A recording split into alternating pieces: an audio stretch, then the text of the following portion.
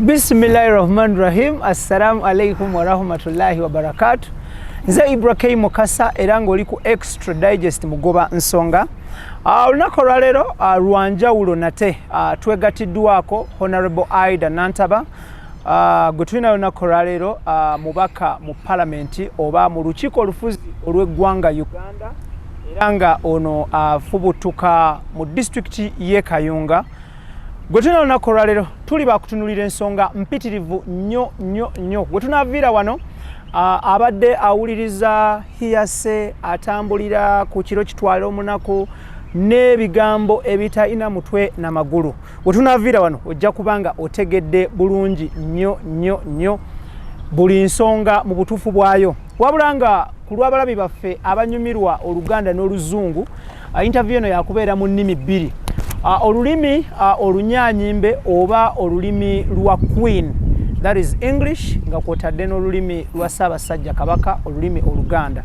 So nkugamba ekintu kiri kimu nti nywera, kalira, toseguka, ate gwe of course following Honorable IDAH NANTABA nawe nkubira omulanga weereza link eno, weereze n'abalala ababadde beebuuza nga baagala okumanya ku Honorable IDAH NANTABA. Twegattako mu mboozi yaffe olunaku olwaleero. Honorable, you're welcome to the show. Say hello to the world. Thank you to all the fans of this program. I greet you and I thank you for listening in to this program. I hope whatever we shall share will enrich your lives socially, politically, and in all spheres of life. Thank you for hosting me. It's a pleasure. Well, Honorable, we'll start with the point of basically telling the whole world and the public at large who is Honorable IDAH NANTABA. Briefly, your brief background. Briefly. Honorable IDAH NANTABA Arios is a villager born and raised in the villages of Kayunga at a place called WOLOKOSO. That's where I was raised. That's where I grew up from. I went to NRM Primary School. NRM of Kampala or NRM Primary School of Kayunga. Kayunga, okay. Yes. My school was right in front of our home. So it was from the house to the school compound. So that's where I started from primary 1 to primary 7. I sat my PLE in 1992. Okay. Then 93, I joined NDEBA Senior Secondary School. Which still is in the same area? Yes. Okay. Just across our home. Okay. And there I undertook my senior 1 and senior 2 from that school. And then senior 3, senior 4, I joined Carmolite College. That's the first time I'm exposed to a boarding school. The other ones were day. That is in schools. Senior 2 to senior what? Senior 1 to senior 2, NDEBA Senior Secondary School. Okay. Senior 3 to senior 4, Carmolite College. Okay. Yes. From there, I joined Greenville High School. In Mukono? In Mukono. Okay. Mukono Takajunge. That's where I had my senior 5 and senior 6. So that school had no UNAB registration number. So it had no center number? Exactly. So we were hosted by Mukono Town Academy. And that's where we sat for our A-level exams. From there, that was 98 then. 97, 98 is A-level. 99, I joined Makerere University for my bachelor's degree, which I undertook for 3 years and graduated in 2003, March 28th. What was the course? Bachelor of Tourism. Okay.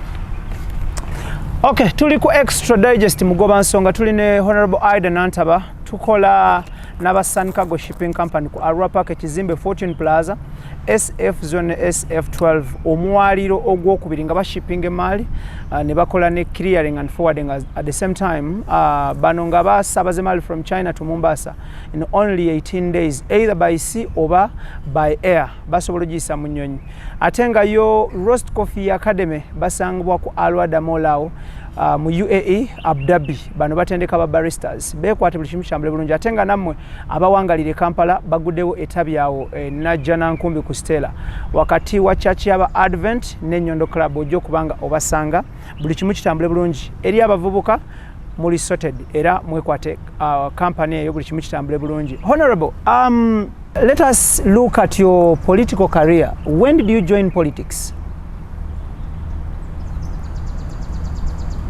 2009 is when I started my campaigns.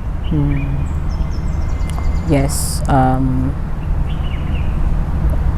then I won the 2011 elections, parliamentary elections. So here I am in Parliament. So your first time joining politics, how did you join NRM as a political party? You join by expressing yourself. Yes.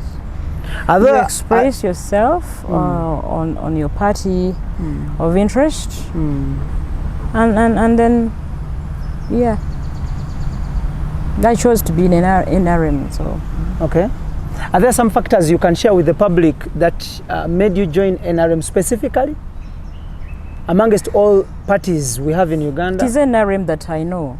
It is NRM that I know. In 86, I was only 6 years old. Okay. All right. So what else do I know? I don't know NRM. I don't know movement. I've grown to be what I am today because I am in this NRM. So yes, I cannot date myself to the UPC era. I can't go back to the DP era. I'm in NRM by everything. Okay. Yes, so I'm inclined and affiliated and attached to the party that I have grown to see serving me, and yeah. What are those factors you can share with the public that made you win for the first time those elections as a newcomer? Well, voters have, they make the final decision anyway. It is the way we represent ourselves. It is upon their interests anyway. Also, that they gauge, they base on to choose their leader. I think when you present your manifesto as a person, in conjunction with the manifesto of your party, I think it's from that point that voters make decisions. So I think they made decisions basing on what I had presented to them in conjunction with what my party stood for. But above it all, I want to tell you that there are always many contestants. Yeah. As we were, of course. But it is always the hand of God that picks a leader. Because the Bible tells me in Romans 13 that it is the Lord who raises kings. And it is the Lord who brings them down. So I'm sure my rise has God's hand in it. And so I cannot take it upon myself that I take the credit. No, there is nothing so special about me that is not special with the others. But when God has chosen you, no one can stop you. So I know He had chosen me, for real. Thank you so much. Let us look at, of course, we shall leave the first time you entered Parliament and cross to the current term you are serving now. That is of the general elections of 2021. Many things happened, but we will first look at the issue of the political party you claim to know, that is National Resistance Movement political party. Towards or after the primaries, news came out that you had been denied a ticket for NRM to stand as an NRM Member of Parliament. What happened? What went wrong? The word is not denying me the ticket, the NRM ticket. No. The word is sabotage. Political sabotage, intrigue. Then the mafiaism around, you know, the political arena. Because in my first term, that is 2011 to 2016, I was on the NRM ticket in Parliament. And I was voted on the same ticket. Yeah. And I had no issues there. The party was in support. Because much as someone tried to rig me, the party stood firm to declare the rightful winner of the elections then, the primary elections. Yeah. So, so I served very well with the support of my party. Yeah. But towards the end of 2016, towards the end of that term, what I had done, what had transpired during my service delivery, I think brought issues. I was appointed a minister of state lands then. Yeah. But before I was appointed the Minister of State Lands, I had engaged in fighting land grabbing in Kayunga. Before I became an MP of Kayunga, we were going through hard times, tough times of people who would come and grab land and evict people, demolish their houses, imprison them. Others died. So this was ongoing. I'm a born of Kayunga, and I was seeing all this happening because some families were known to us. Yeah. Some land, it was actually next to that of ours. So you would see your neighbor's land being taken away by a stranger who comes from nowhere and claims your land and takes it by force. And probably you'll be the by next the power victim. of the gun. So we were watching this happening. And so when I became a member of Parliament, that was already on the back of my mind. And I'm like, Father, give me a chance to confront this, because I wasn't okay with that. Yeah. So there came a chance for me to be a leader, such that I can air out, you know, the voice of those that would not speak for themselves. And so I took advantage of the leadership position to sound the drum higher. Yeah. For everybody to see that this is happening in our area. Little did I know that the same was happening elsewhere in the country. And so when I emerged the Member of Parliament, I started the fight immediately. I didn't wait for anything. And at that point, that's when I'm identified by the President. And so he brings me on board. He engages me. And I narrate the entire ordeal to him. And I tell him this is a group of people actually who use names of so many powerful individuals in government. So I mentioned all this to the powers that be. And the President was very, he was really happy. His expression was, I have been waiting for a person who can do this. Those were his words.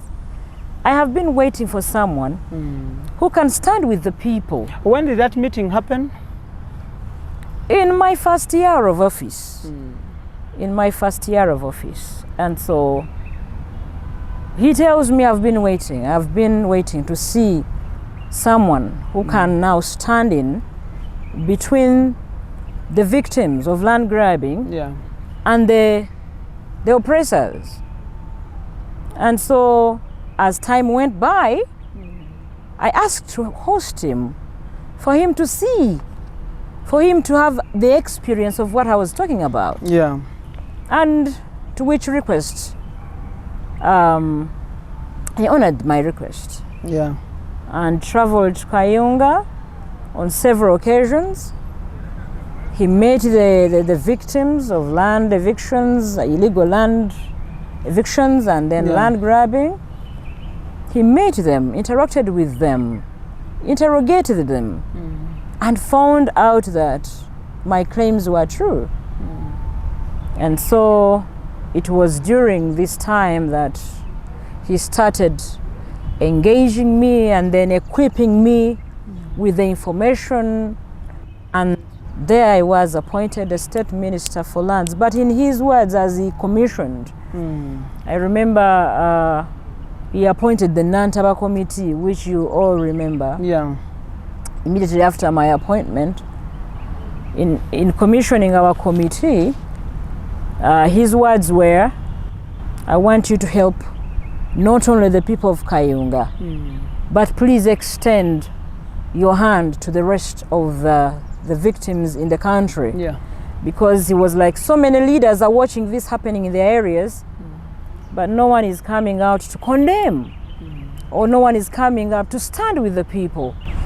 So in his word, he said, I want you to stand with the people. Defend them where you can. And that's when issues of the legal framework came in, because we did not have a legal framework to cover up our activities. And so he assigned the Minister of Justice, then General Tafire, to come up with terms of references that were guided us in the way we had to carry on our operations. So that happened. Well, basically, on that same note, someone would love to know what were your biggest challenges during enforcing, working upon to try to stop the eviction of people from land? The biggest challenge that we encountered as a committee, which is actually still persisting because it is still here,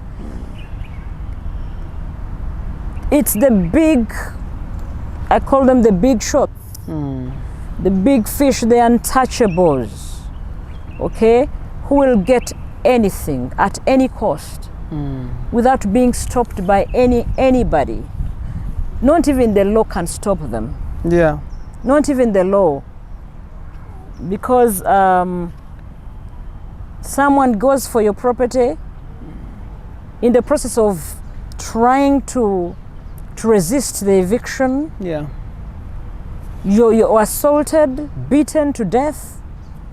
You were imprisoned. Many people were imprisoned. By the time I became a member of parliament, many people were in Luzira.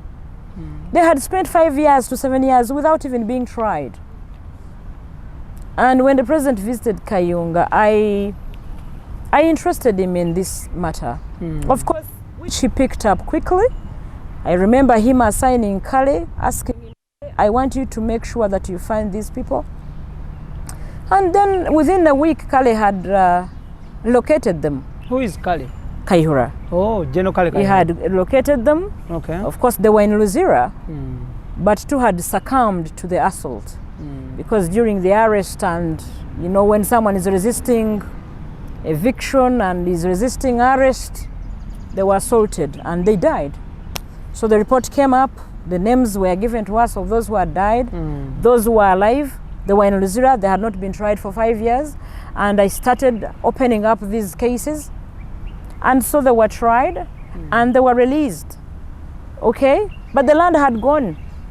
These men, their wives had, God knew where they were. No one, I remember one of them called Nabimanya, was like, I don't even know where my because I was arrested on the day she gave birth by cesarean section. I don't even know where she is. And he cried because he didn't know who Nataba was. Just sees a woman coming in, making sure that prosecution happens, Yeah. trial happens, and then after getting out, he sits with me and narrates a story.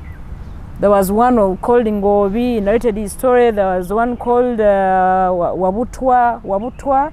He also narrated his story, how he was arrested. There was Karim, there was, you know, it was such a sad story.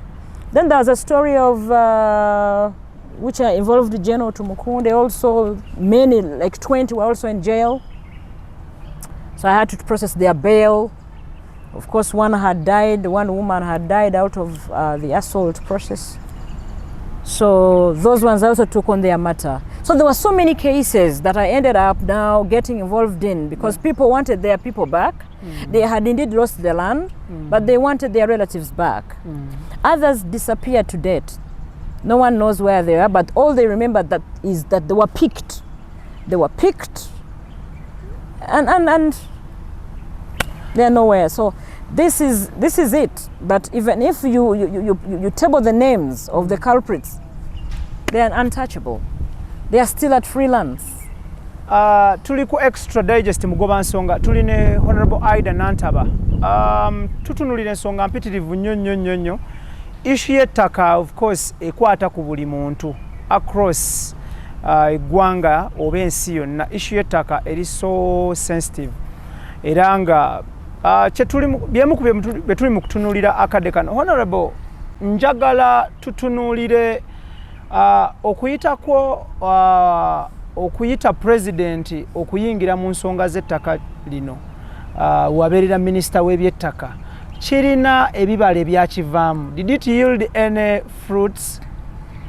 It did, and I'm glad and I'm proud to say that it did. Let me tell you that those who didn't even know that you mean government cares, you mean government, like one day I went to Luwero. 300 people had been evicted from their land. And when I interviewed the land officers who had illegally transferred the land to someone called, what was his name? He was called Goodman. He's called, he calls himself Goodman. Goodman is someone who appeared, of course, and he had taken their land.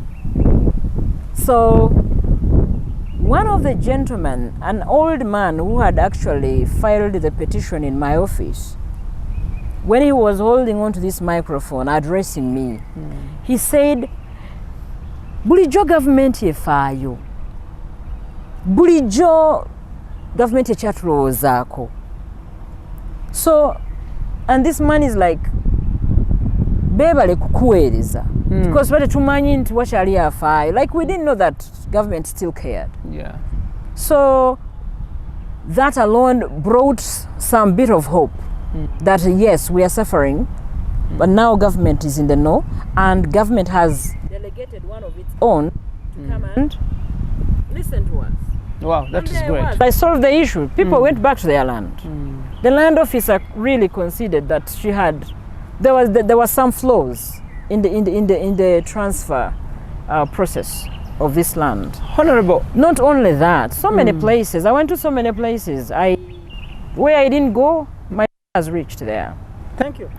Would you the success you registered as a minister of lands? And that's what I was sharing with you. That's what I was sharing with you, because they are on an individual basis. Okay, the general success is that the kind of the way these land grabbers were doing it before kind of changed. The approach changed. They would come with guns the other time and no one would stop them. And the order was, this is an order from above. You can't resist. Above has sent us to take this land. So who would question the above? And where was the above? And who was that above? So people thought that the moment above is mentioned, there's no question. You just have to run away for your life and leave the land behind for the above to take. Yeah. But this above, whoever he is, kind of retracted. The speed at which Above was moving kind of slowed down. Yeah. Okay? Because Nantaba now put everything out there. Put everything in the limelight. And these guys were like, because you would receive a phone call from a general. And he would tell you, Honorable Nantaba, don't step on the land where you're going. Because I would write to the DPCs, RDCs, and all the local leaders that I am on my way coming on such and such a day to handle this land matter. So when these untouchables got this information, if they would try to scare me, to stop me, to intimidate me, to show that you were dying anytime. And so I brought this to the attention of the president. And so when I brought this to the attention of the president, because when you are on a one-on-one with the president, you mentioned the name of the caller. So and so has called, Your Excellency. This is what he has said. He's actually stopping me from reaching to that land. Okay? And you're mentioning big names, big names. And so I know the commander-in-chief would call and say, Nantaba is saying this. Have you done it? It is up to him or her to explain whether he had done it all, but the evidence had already come in. So in one way or another, those untouchables had now to look for other ways, or either to withdraw from the illegal acts, or reorganize and re-strategize, which they did. How do we get Nantaba out of land office? How do we frame Nantaba? How do we show this woman that she's incompetent? She does not know what she's doing. How do we now tarnish Nantaba's name? How do we blackmail her? So now they started working on blackmail. They started tarnishing the name of Nantaba. They started putting me in bad light. So at times I even had to face them head on in Rajshura with the president. He would invite me, and there I am facing the grabbers. And we confront each other in front of the president. And when they are there, the story is, for us we are Rwandese, she does not want us. You see what they're trying to so it crosses from land grab the impression to tribalism. To tribalism. So you're branded as tribalistic. Okay? Such that the president now moves away from the real problem of land grabbing now to handling tribalism, tribalistic matters. And so they derail him. Actually, what I've learned is that these mafias know how to play with the mind of the president. I think they know what he wants to listen to. They know what annoys him. They know what upsets him. They know how to detach him. Okay? To disorient him from the person he has assigned to do his job. They know how to disconnect, to draw the line between the two. So that's what they started doing. Now, instead of handling this, the saga, now he starts going into another matter. Of tribalism. Then I would ask, but Your Excellency, there is a man called Ichwankam fighting in Kayunga. He evicted a full village called Makukuru. He's a Muganda, right? Then there is Tumukunde here in Munyankole, right? Then there is Yiga, who was of, what is this company called? Yiga's company. Yiga Jomai? Jomai. Yiga Magandas. Exactly. Yeah. Then there was Zion Estate Kagodo. These are Chiganda names. How come they are not here in the Chiganda, you know? They are not here to say, hey, Nantaba, Tayagara Baganda, Atuwanisa. Honorable. Lwaki no secretary emu ye kunganyiza? Because I met there like 3 taxes. Bekunganyiza baze. So president ono tatuwagala ngegwanga. Honorable, njagala tujjewo issue ya head-on collusions ezo oba face-off with those big names over the big fish in whatever way you can address them. There is a statement you used of mafias. Muna Uganda tulaba munyonyole, who is a mafia? What does a mafia do? How does a mafia look? How do they dress? They are of what color, height and weight? And where do they reside? So that abantu tebaddamu kulinnyayo toyitayo. In answering you, I will ask you a question. And they paraded the prisoners before you. Is there any mark to show that this one murdered? No. He looks? No. You can't this tell. One is a thief? You can't tell. This one is a rapist? You can't tell. You can't tell. Yeah. But actually, behind the mind of the man looking at you is a murderer. He's a thief. Yeah. A rapist. So the word mafia, I first heard it from Tamale Mirundi. And at that point we thought, there is a way we were categorizing Tamale's, you know, the rhetoric of mafiaism. We heard it, we were hearing it every year. But we didn't understand. But so at first I wasn't taking it seriously. But it is until I get into the real. So you got trapped into the cartel. It's until I get into the real field. I feel and see and know. Now I can tell that it was not just the rhetoric, it's a true thing. I was talking to someone from Italy, and this person told me, temuyina ba mafia yo, ba mafia abatuufu, mwe mulina mulina ba replica ba mafia. How would you react on such a statement when someone tells you such a statement? How would you react on it? Of course, every action has its level. You can even say this is mild, this is serious, intense. Exactly. Yeah.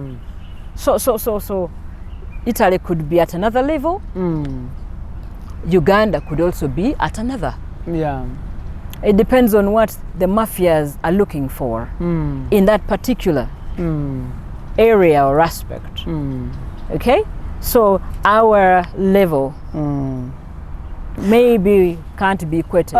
You've met the president on several occasions. Have you ever addressed to him the issue of mafias, of having mafias in Uganda? But is he aware of it? I'm very sure he has heard about the existence of mafias. What is his reaction towards the statement of having mafias in his government? I said I'm very sure he has heard. He has never told me that can you come and I react to that. So he knows how he reacts to it, because it's his perception, not my perception. But my perception is very clear. I have felt it. Thank you. Tuli ku Extra Digest mugomasonga tuli ne Honorable IDAH NANTABA. Tukola n'aba Dynafarm batunda products, food supplements and fertilizers ezakabi abachala n'abaami mbakubira omulanga mwetanire Dynafarm basangibwa Kololaawo obo bakubire ku namba z'essimu ezo. Ate nga yo Almeradian Ventures Limited basangibwa Entindaawo Kafene Stage batwala abantu kuba kyeyekata strictly in kata bekwate buli kimu kitambule bulungi nnyo. Honorable IDAH NANTABA wali wano ali mukutanya ezimu ku nsonga z'owulira on radio, TV, newspapers and social media as well. Honorable, njagala tutunuulire oyogedde about the registered success nga oli mu Ministry ya Lands. Tubuulire biki ebyakulema era nsonga ki lwaki byakulema?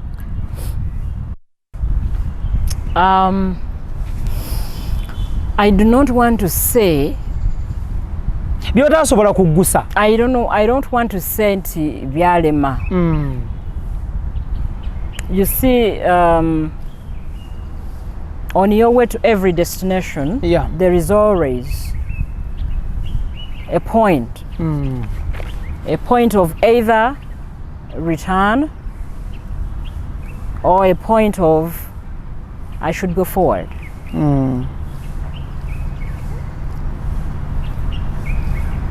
Land grabbing is an operation that is racketed. It's a racket. You're dealing with a group of organized people. I should even call it's an organized crime, kind of. People are in land office. All right? They are in land office. They are in police. They are in court. So it's a syndicate. Okay? They know where the law catches them. And they evade that trap before it gets them. So let me give you a scenario. If they transferred your land today illegally, without your consent, right? Of course. They quickly transfer the land to the second and to the third buyer, or to the third person. Now the law stipulates that the third buyer, the third owner, should be protected. He's called a bona fide purchaser for value. He's innocent. He did not know that the land of so-and-so was illegally transferred. Yeah. Before I bought it. Before the third person bought it. So the law protects the third person. But the third person is acquiring an illegally obtained property. So he's the rightful thief of the land. Exactly. But when you investigate further, you may even see that the title changed hands within minutes. At 9:30, it was the names of Nantaba. At 9:35, it was in the names of Chibirango. At 9:40, it was in the names. So everything is done within that shortest period. But remember, there are processes of land registration which someone has to go through. Those processes are evaded. All right? Because how then do you look for a buyer in 5 minutes? The buyer goes to the land for due diligence. The buyer carries a valuer there. In those few minutes. The buyer surveys in those few minutes the land. The buyer gets a title deed in those few minutes, and the buyer acquires a title in those few minutes. You see that there are flaws in the registration process. But they are showing that it happened anyway. All right? So from the first buyer, to the first registered proprietor, to the second, to the third. Without following the proper processes. That is already showing that there could have been some flaws. But the law is protecting the third buyer. So the laws that were framed, the legal frameworks that govern the land system, they have lacunas, they have gaps that need to be addressed, because they themselves are a factor in abating land grabbing. Thank you. Honorable, as a minister and a member of parliament, you had the capacity to at least make amendments in such laws. What role did you play in helping the suffering Ugandan? There were so many proposals that were laid during my tenure of office. We now have the Landlord and Tenants Bill that came during my time, and it was processed. The land policy was also launched.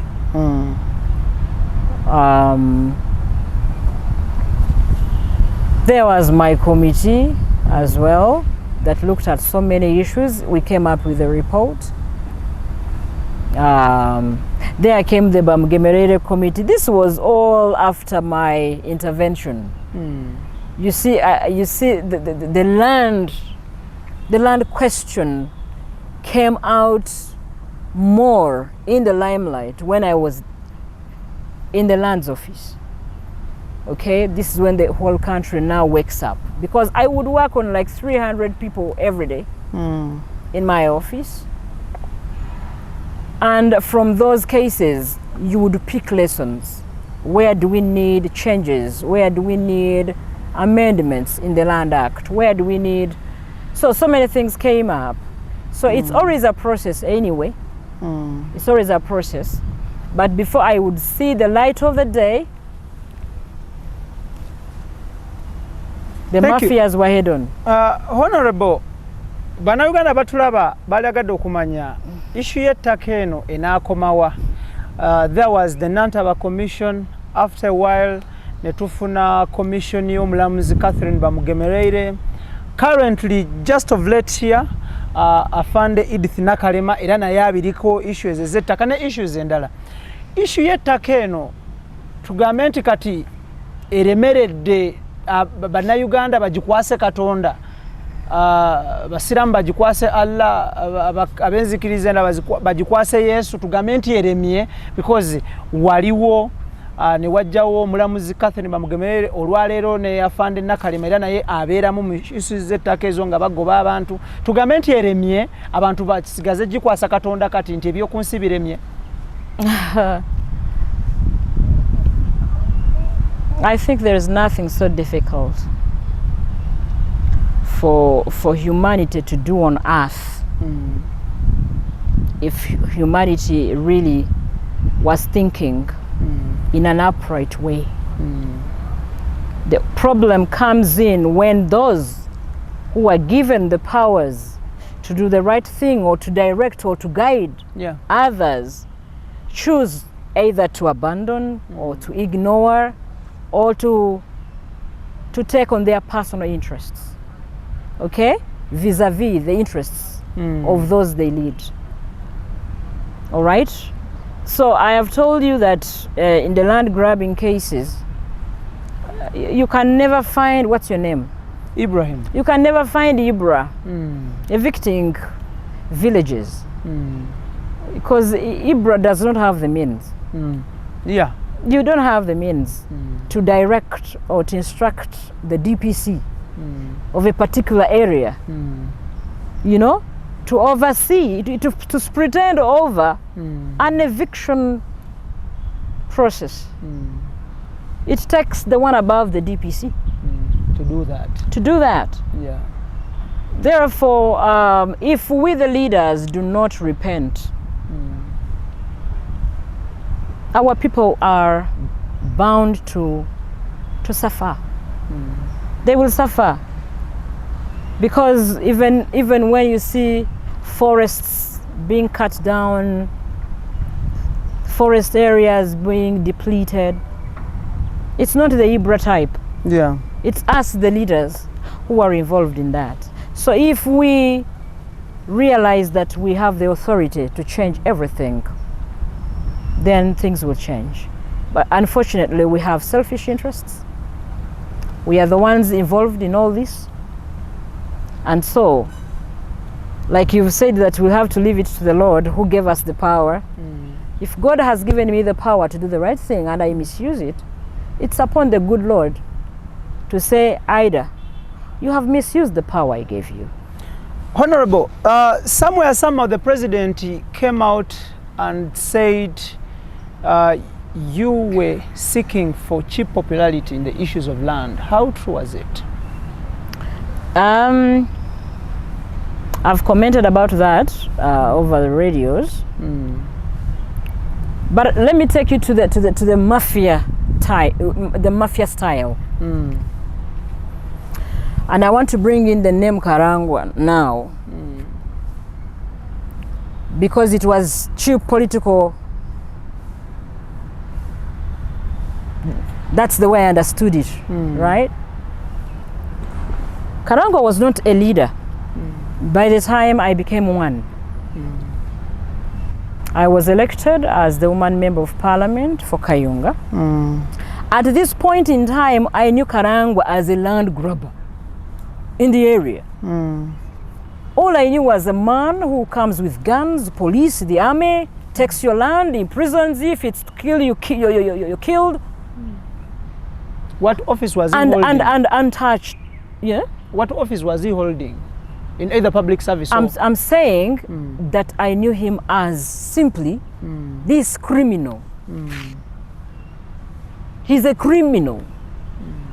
He can do anything to you. Take your property, even if it means to you to die. He can get rid of you. He can have you in jail. That's the man I knew.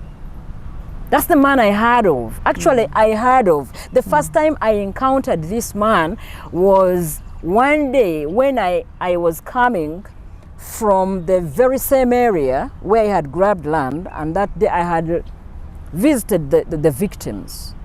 And they showed me the land he had grabbed from them. And I met the families, and I listened to their story. I spent the whole day writing and writing. Now, on my way out, as I'm coming out, heading back to Kayunga, he comes with the DPC then. And they intercepted my car, and it was at night. And we were very scared because we didn't know who was who was chasing us. Yeah. So now this is when the DPC pulls out of the car and says, "Honorable, it's me." And I knew the DPC of Kayunga then. And who does he come with? He comes with somebody. This is when now the man I have been hearing of is now face to face with me. Oh, this is Karangwa. Honorable, he has been looking for you. He wants to meet you. So I was like, but it's late. Why are you intercepting me, or you know, along the road? Yeah. Why didn't you wait for me to get home? Why did you scare us? Because we were very scared. Anyway, I told the DPC, let me get back into my car, find another day, and come and speak to me. So the next time I see this man was during elections, the night before elections of the 2011.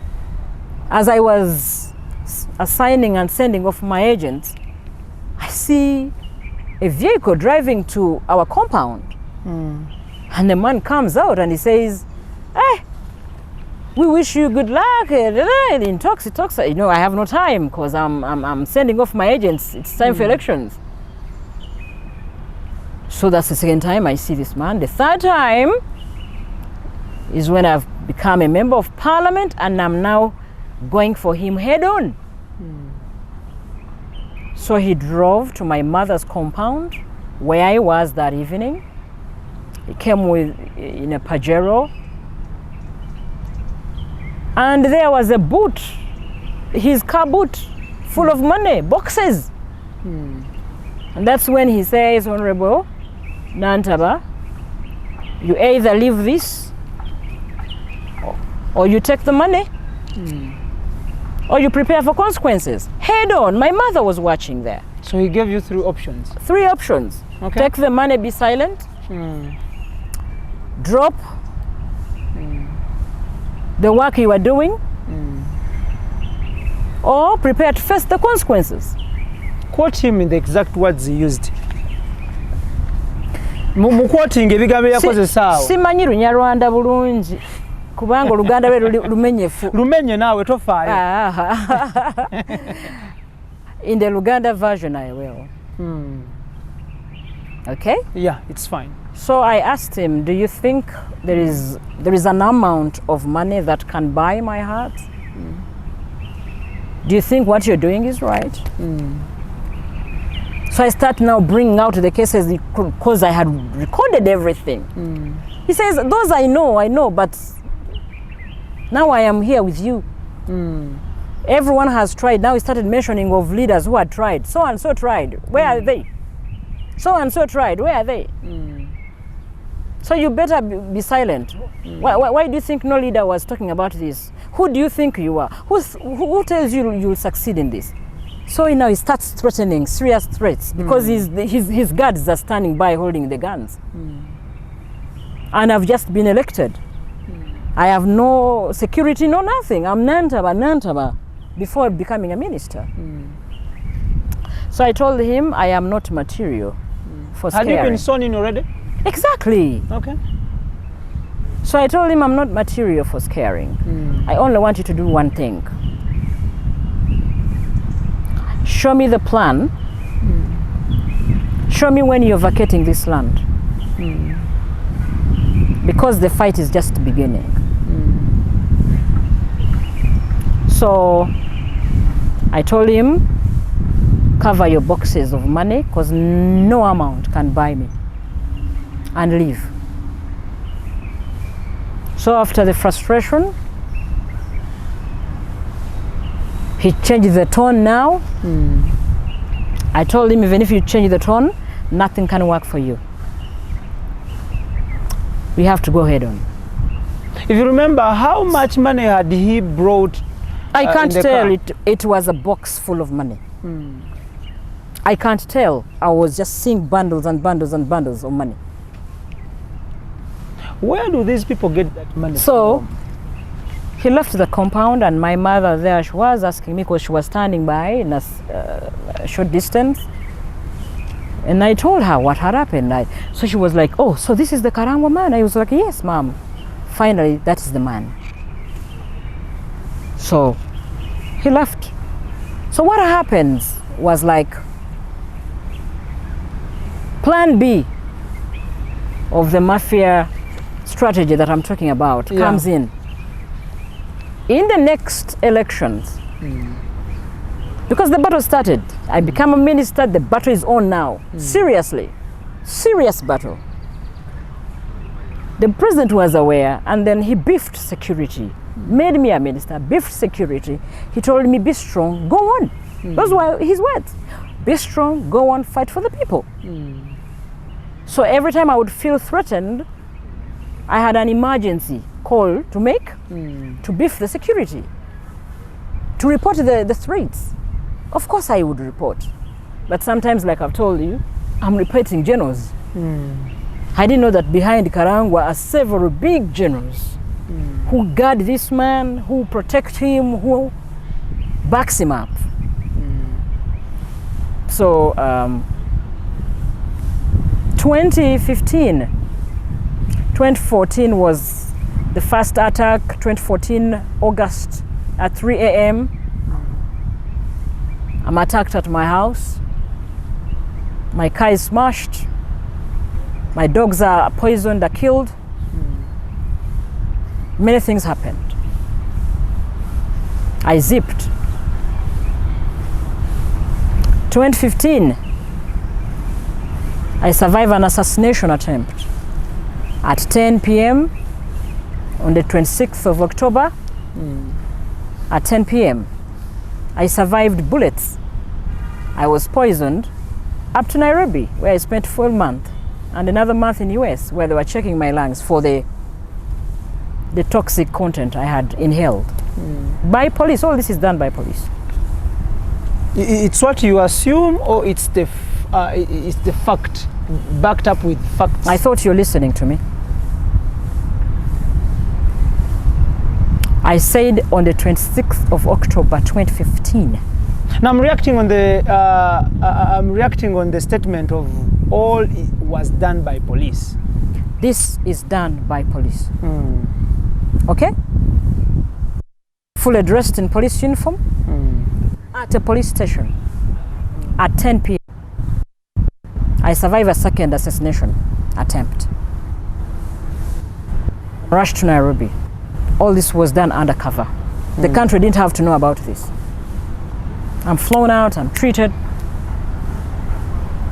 After a month, I go to US to check my lungs.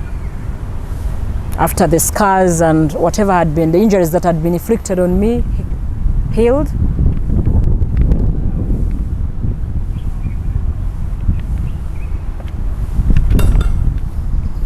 Tuli ku Extra Digest mugoba nsonga tuli ne Honorable IDAH NANTABA. Honorable, you were still tuli ku Extra Digest mugoba nsonga nze Ibrahim Mukasa. Tuli ne Honorable IDAH NANTABA. Tuli kola n'aba Sankago Shipping Company abasangibwa ku Arua Park ekizimbe 14 Plaza SF Zone SF12 basabaze malo kuve China paka Mombasa. Era nga nkugamba nti omusuubuza wangali Uganda wangali China weekwate aba Sankago Shipping Company bano. Ate nga yo Roast Coffee Academy bajja kuyamba okutendeka obere barista asobola okuvuganya ku mutindo gw'ensi yonna okola mu hotels ne restaurants eziri rated from 1 star to 7 star. So bakubireko obeekwate baguddewo ettabi enajja nankumbi yawo wakati wa Church aba Advent n'Enyondo Club ojja okubanga obasanga buli kimu kitambule bulungi nnyo. tuli ne Honorable IDAH Nantaba tutunulira ensonga mpitirivu nnyo. Honorable, eyo yonna nga tuvuddeyo, njagala tutunulire. I want you to, you're going back to the issue of cheap popularity. Yeah, the statement of the president. I want to conclude that statement. Yeah. So, 2015, I contested for the chairperson seat, NRM chairperson seat of the district, Kayunga district.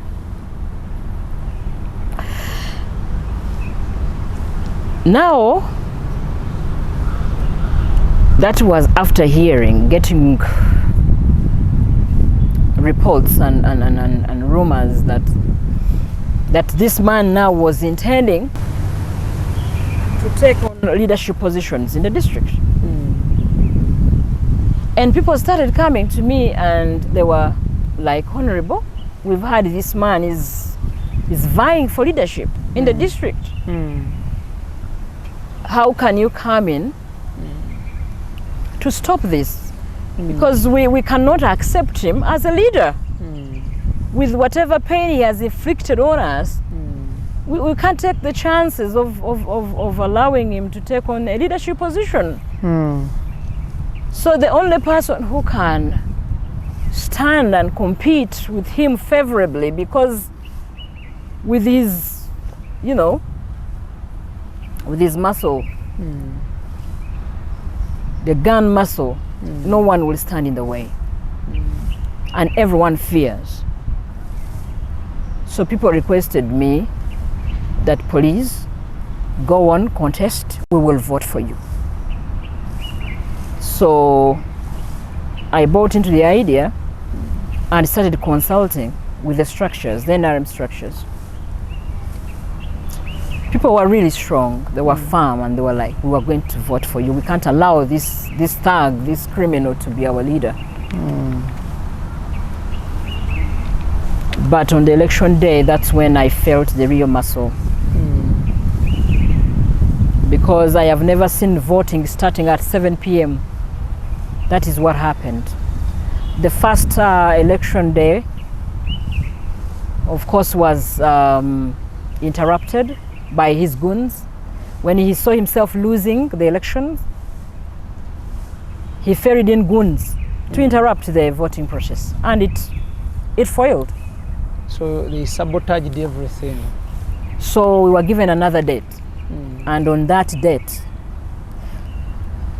I saw patrol vehicles from, I don't know whether the entire Uganda sent patrol vehicles in Kayunga. Bullets were all over. Tear gas was everywhere. People were really assaulted. So by the time elections started at 7, everyone had fled, including the voters themselves. So people started disappearing because of the bullets. So the voters were like, Honorable, we can't survive, we have to run away.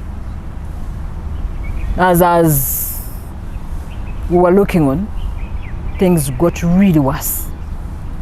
We were seeing strange people moving in with guns. My soldiers would tell me, Honorable, look at the other guys, they've checked them. Police officers are saying they are moving in with guns. Leave the polling station and we go. For your life, we have to save you. So indeed, voters had started fleeing. The situation turned chaos. I could not even vote for myself. So there we were. Everyone fled away, but I asked them, let me vote. At least they allowed me to vote. But little could we even wait for the results. So we left when I think a quarter of us had voted. So by the time we arrived home, they declared the winner. He remained behind and they declared him. How he attended this Victory, God knows. So that day was a bad day. I can't narrate the entire audio of what really transpired, but it was tough. Yeah. It was really tough, and that's when I pulled out. I said, oh, I'm into something I don't understand. I thought it was fairness, I thought it was truthfulness, I thought it was transparent, I thought it was, no, it was something else. So to me, I see it as a strategy that was laid by the people I was fighting, or the people who were fighting me. Yeah. That let them bring in Karangwa as a leader. And the fight now moves away from the land grabbing fight to the political fight. So the land grabbing fight is now framed. It's now renamed into something else. It's now a political fight. Such that the public out here starts to see that Nantaba is actually not after putting things right in the land systems,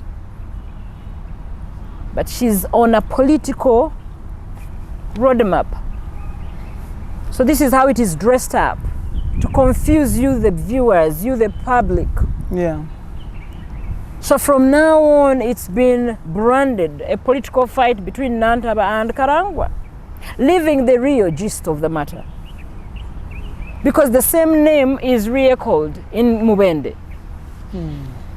When I handled the land matters, the land wrangles, the land petitions that come from Mubende, it is the name sung on the lips of the people, the victims.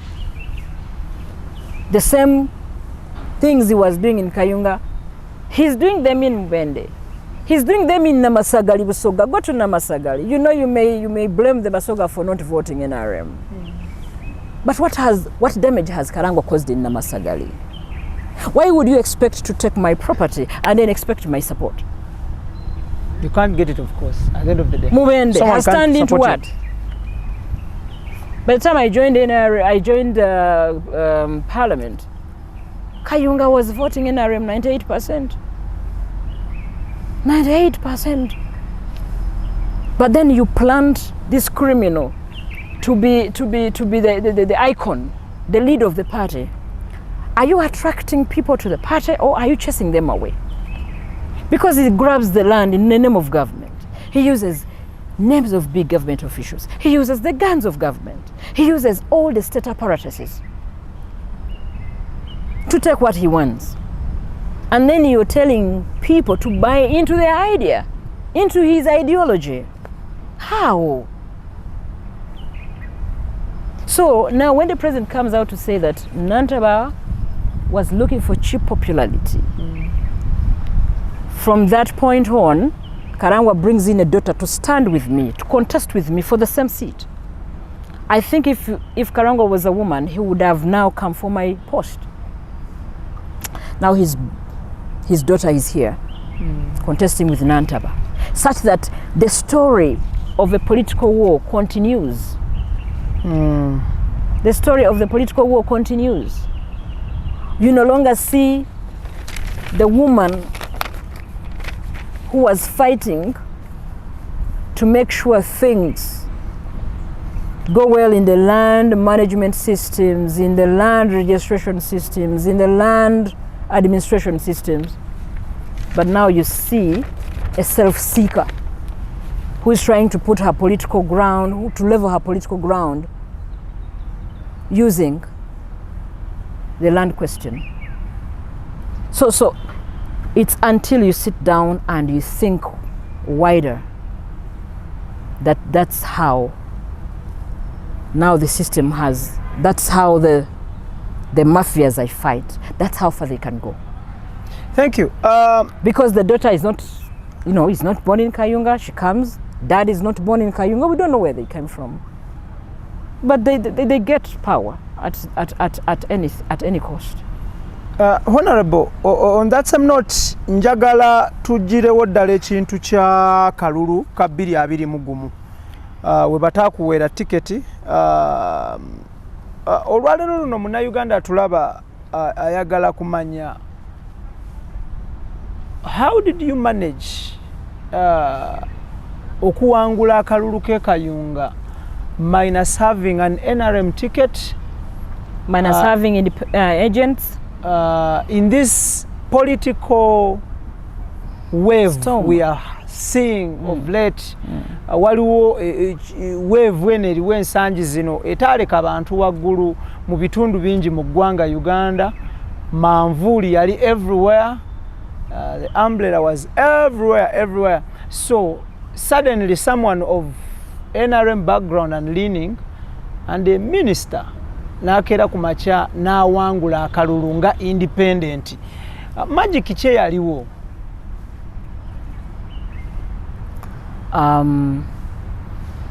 I want to take you way back to the 2016 elections.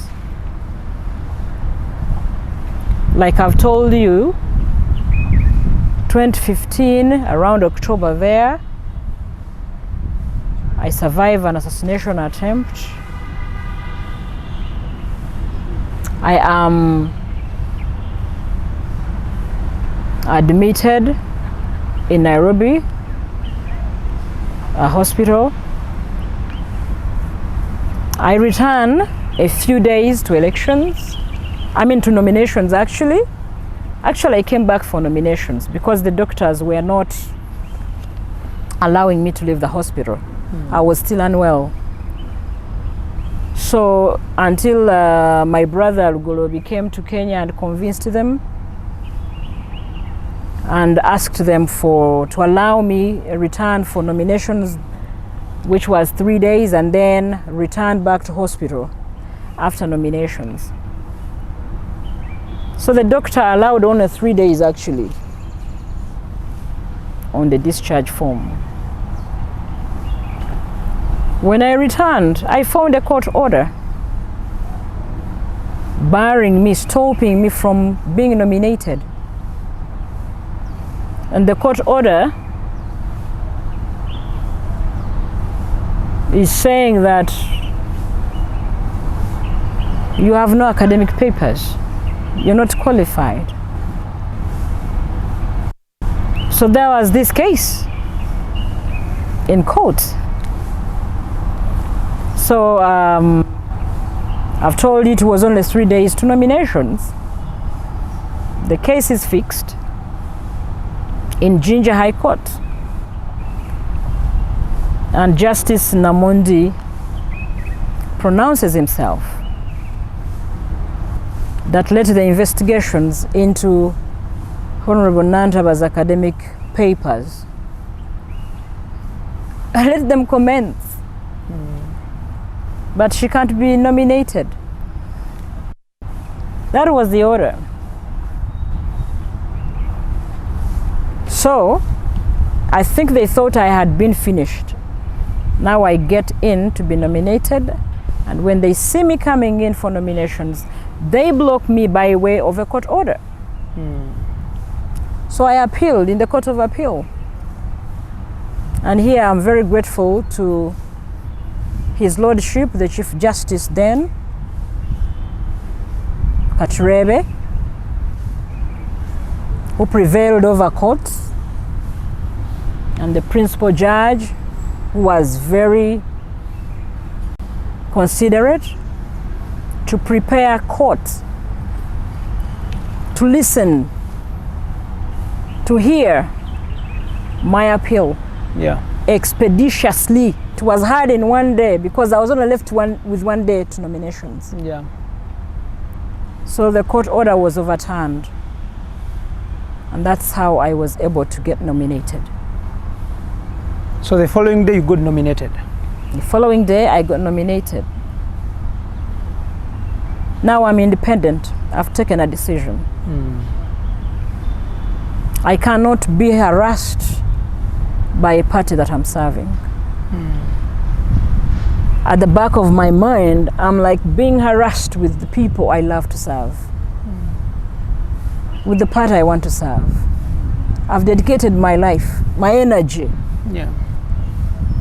I diligently I really want to deliver. I'm like, this land grabbing thing should stop in the country because it is leaving many people destitute. So out of all this, the payment is harassment. They went to my schools and tried to compromise my head teachers to write letters denying me. They went to Light College and asked my head teacher, Mr. Gesera, and I salute you. They offered him money to write a letter denying that this student called Nantaba IDAH has never attended this school. The poor man refused. So these are the mafias you've been talking about? Exactly. As they filed a case in court, they are running into, you know, they go to my A-level school. They meet Mr. Semogede. I salute you too. That was my head teacher and my teacher as well, class teacher. They asked him, they offered him huge sums of money. We just need a letter to denying Nantaba that she. And he declined to do so. He declined to do so. Instead looked for me. They all looked for me.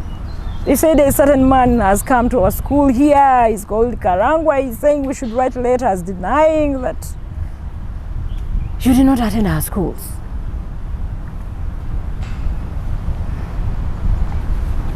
So, all this drama is ongoing, and the country, you see, you journalists are very good at portraying the mafia game. By the way, this is to you all journalists. God has given you power to guide the nation. Yeah. You don't know that you can change this nation. If you decide to lead it in the right path, it will go. If you decide to work for the wrong side of, you know, this country will perish, will crumble. Because you have the power to change the mindset of the people. And 10 years down the road, until yesterday, when court pronounced itself on my academic papers, what we were portraying out there is an illiterate called Nantaba in high positions of government leadership. That's what the other person knows. But I have come all the way. I have been silent and quiet and watching as you play the game. I always say the truth will always find its way to the final table. Absolutely. I waited in court to see the Nantaba owns my academic papers. I didn't see any. All their plans foiled. So, when I collect all this, I decide to go independent. And I'm like, the party does not need me.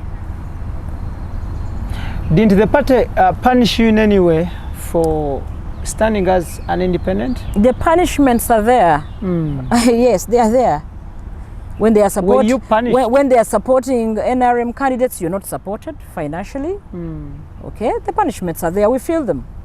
We are excluded in many and sidelined in many ways. Okay, where there are benefits, you don't cross the line there. So the punishments are there. But at the end of the day, how significant? How significant?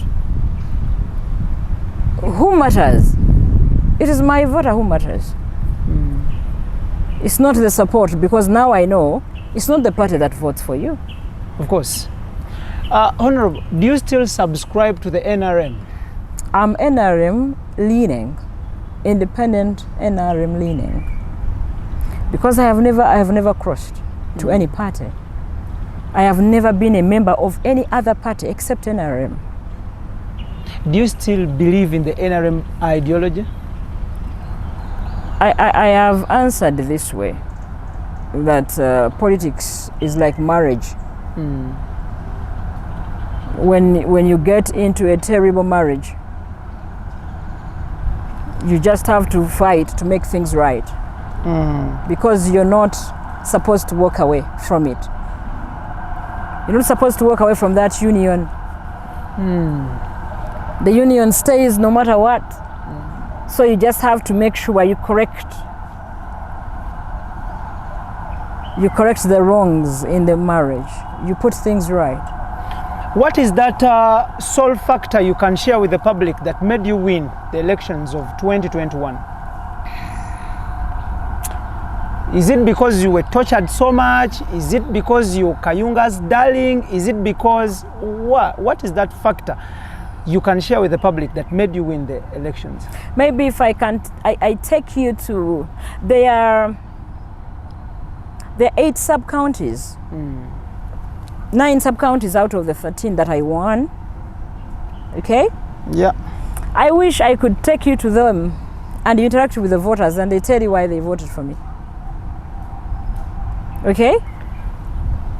I wish you could interact with them to tell you why they voted for me. But I told you the primary reason for me being here today, alive and talking and serving as a leader, is not under my control. It's God's grace. It's God's grace. It's God's choice. It's when God says it's Nantaba, it doesn't matter the guns facing her. It doesn't matter the gravity of the forces. Someone out there, a layman out there would ask him or herself in whatsoever angle, asking, what if they are treating their very own Nantaba like that? How about us? Olaba bayisaba abwe abasookerwako bwe batyo kati olwo ffe omuntu wa wansi twolekedde ki? Ekintu kyoyinza kiddamu otya? Otuntuziddwa ng'oli ku level ya minisita, otuntuziddwa ng'oli ku level ya MP, otuntuziddwa ng'oli mu kapasite ey'okuba nti omanyikiddwa. You a public figure. Kati olwo omukyala asookerwako wansi eyo ali e Masaka, ali e Katwe, ali e Mbale, oba omwami asookerwako wansi eyo atamanyikiddwa, atalina mwasirizi nnyo kiri awo nga mmwe, bw'abanga gw'oyisiddwa bw'otyo, kati olwo abantu bali, olwo nze naawe ayogera naawe olwaleero nnyinza kwekwata ku ki? Nzirukirawa nenywerezeewa. So if the husband is assaulting the wife, how about the maid? That's what you're asking, in other words. In whatever context you have, it's fine. How about that person? I want you to treat this matter on an individual basis. Okay? Put Nantaba in her category and put the Wananchi down in Kayunga also in her category. Okay? If Nantaba is trying to expose in her way of doing things, when she's executing her duties, there is some dirt she put in the limelight there. People knew the order from above can come and take your land. Now Nantaba comes in to find the real order from above. Who is this one? Which I would call Nantaba's problem. It's a natural problem.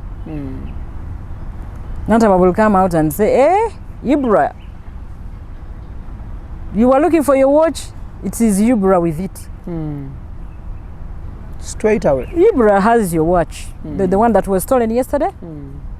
He has it. He has even called and warned me that I should not tell anybody.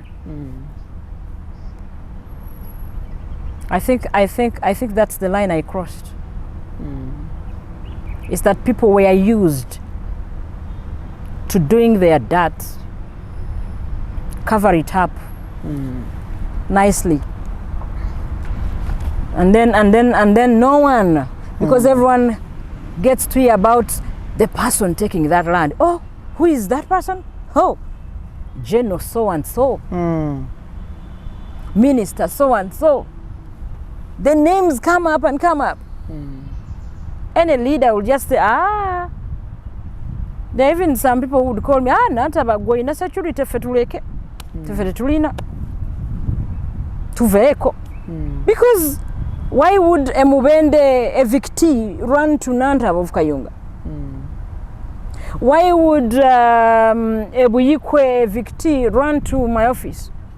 Are you saying there are no leaders there?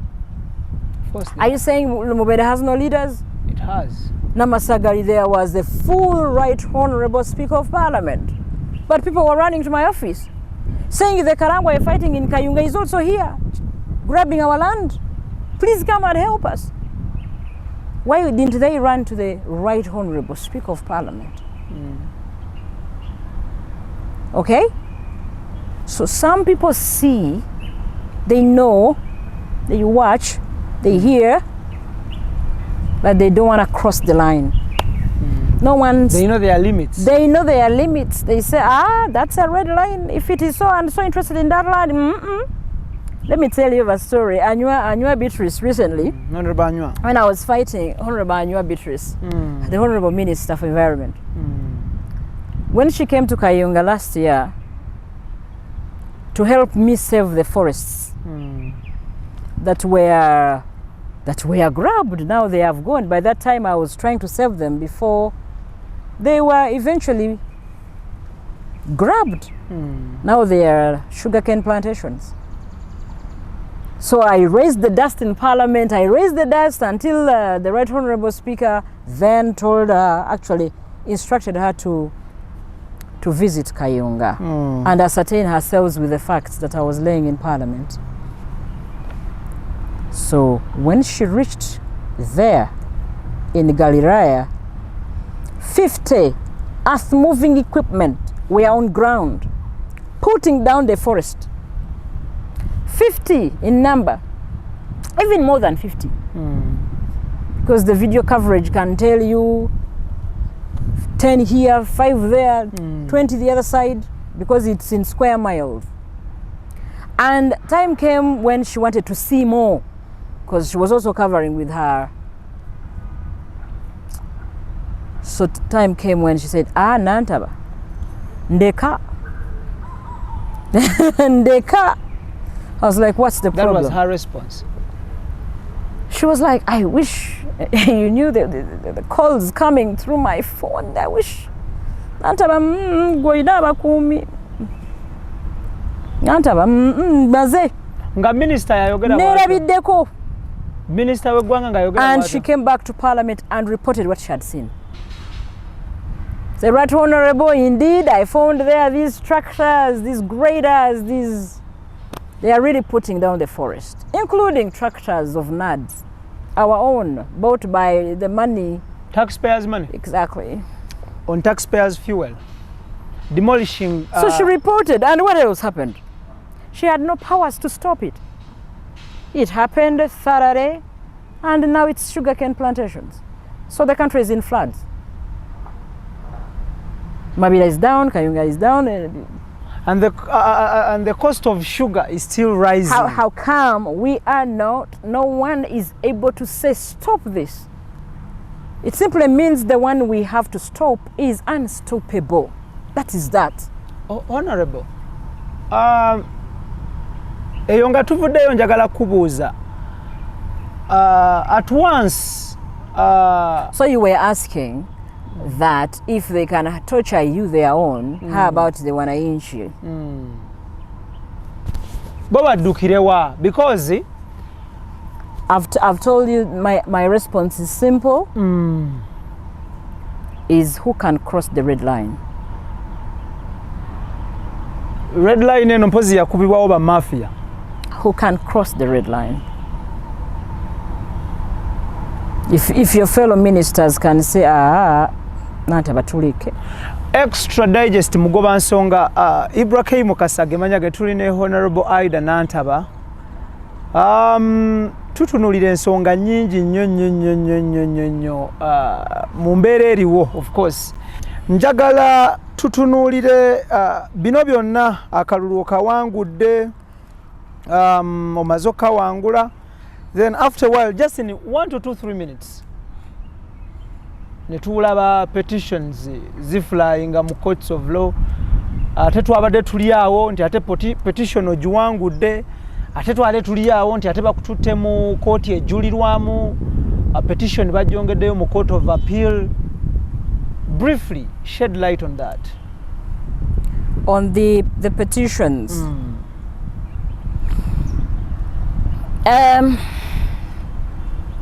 I've gone through a lot.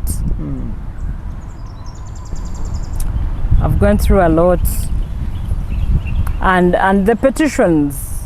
I just want to say that it's one of those stupid strategies of the mafias. Why do you term them stupid?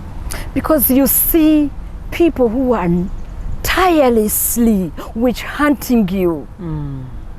They are not about to stop. It's from one trap to another. They lay traps one after another. They try to stop you from becoming a leader. They fail. They try to lay traps, assassination attempts, they fail. They try to poison you, God keeps you. They run to court. When I was appointed a Minister of State Lands, they stopped. They wrote a letter to the Speaker of Parliament. She can't be a Minister of State for Lands. She's not educated. And UNEB writes to Kadaga and says, no, those are genuine papers. In other words, UNEB certified that you qualify, you have the papers. Even when that was done, because it was done and there, my appointment was approved by the Appointments Committee of Parliament. So I became a minister. I think you remember the time when we had when I collided with the then IGP.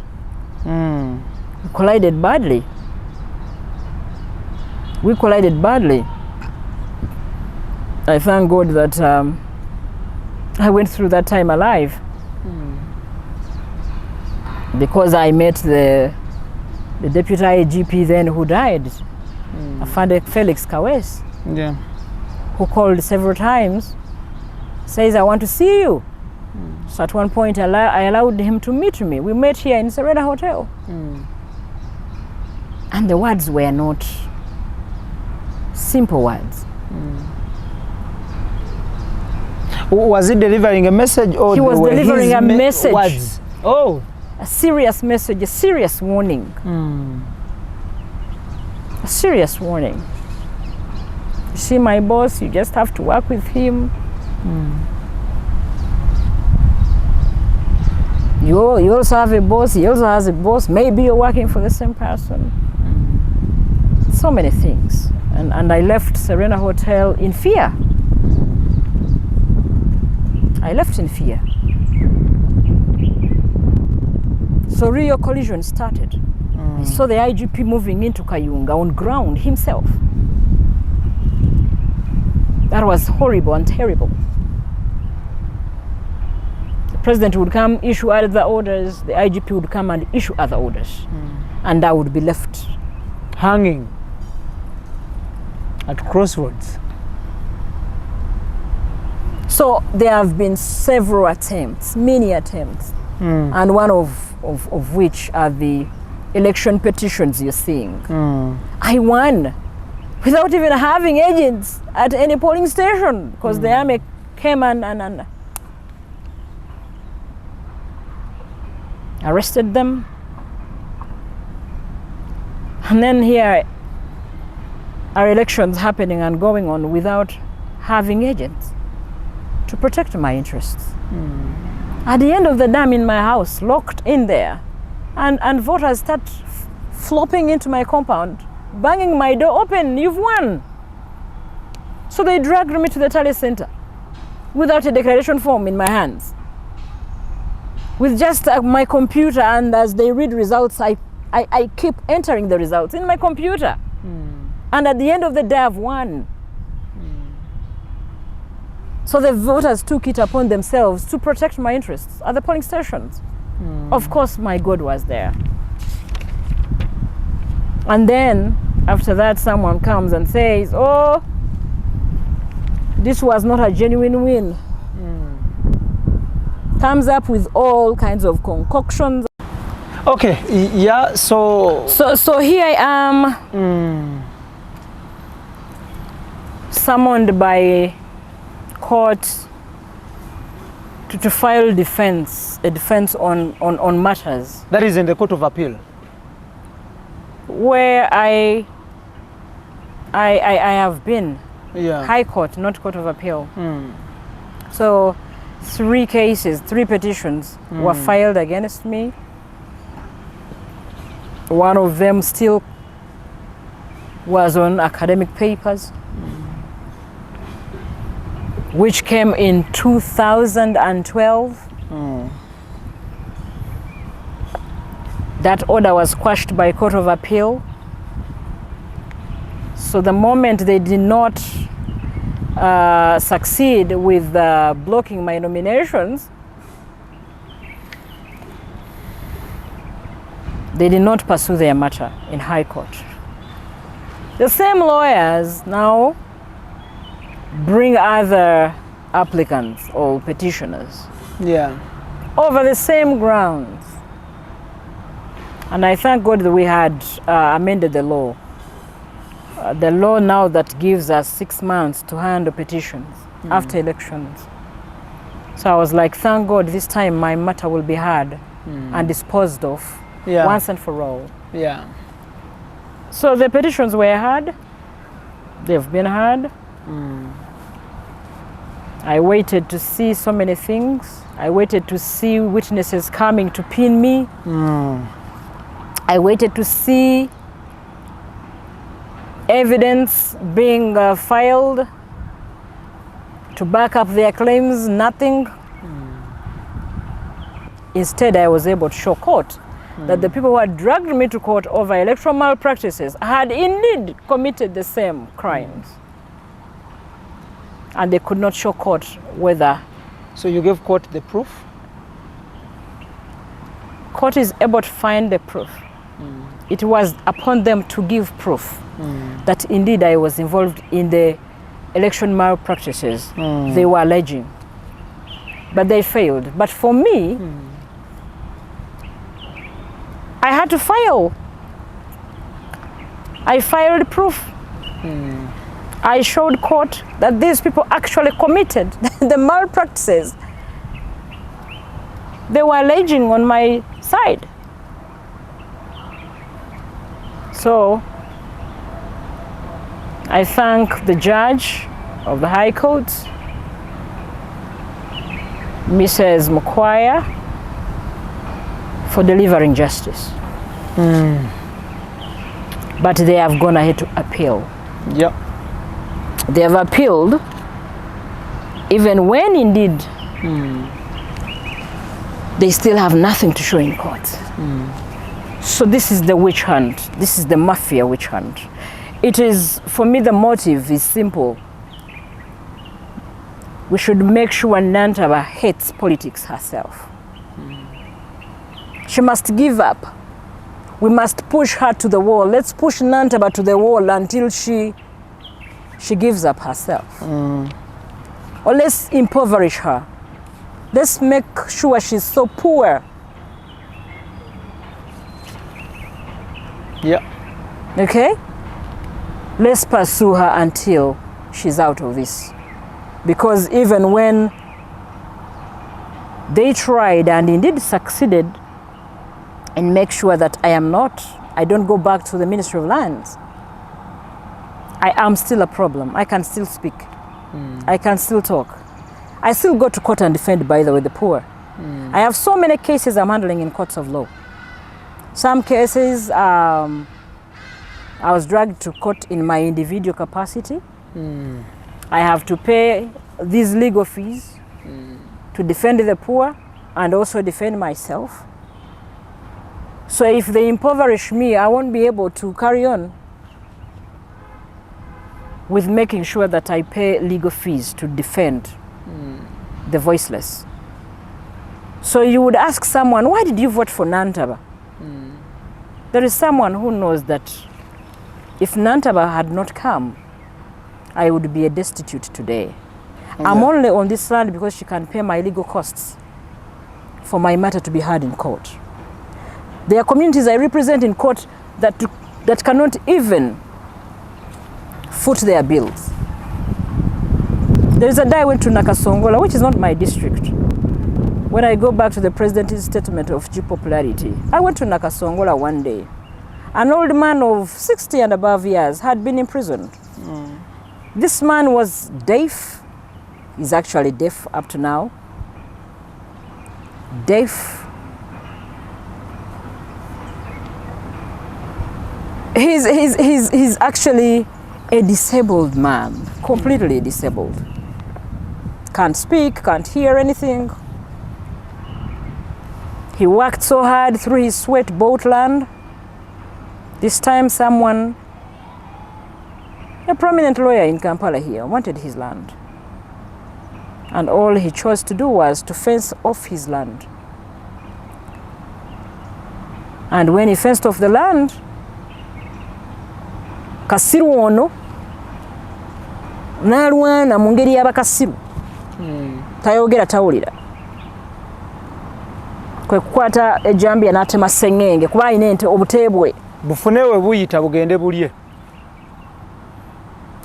ne bamukwata ogwa malicious damage to property. He was arrested and remanded for 6 months by the magistrate then. And as I was in my office handling cases, a certain young man came into my office between the age of 20 and 30. The boy, or the man, was crying as he narrated the story, as he showed me pictures of his father. Spending 6 months for land that he worked for, sweated for. He's an illiterate. And it took me 1 week to prepare, prepare the paperwork, write the RDCs, blah, blah, but no one was acting. 2 weeks after he returned, and his words were, Honorable, if you don't come to rescue my father, I have heard you've rescued so many people.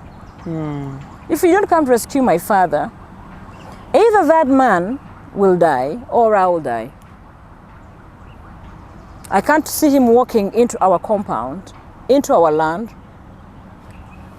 My father is in jail, and no one seems to care.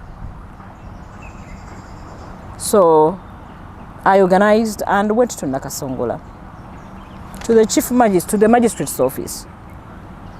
It was the magistrate's office, and I met her there. And we went through the file of the man.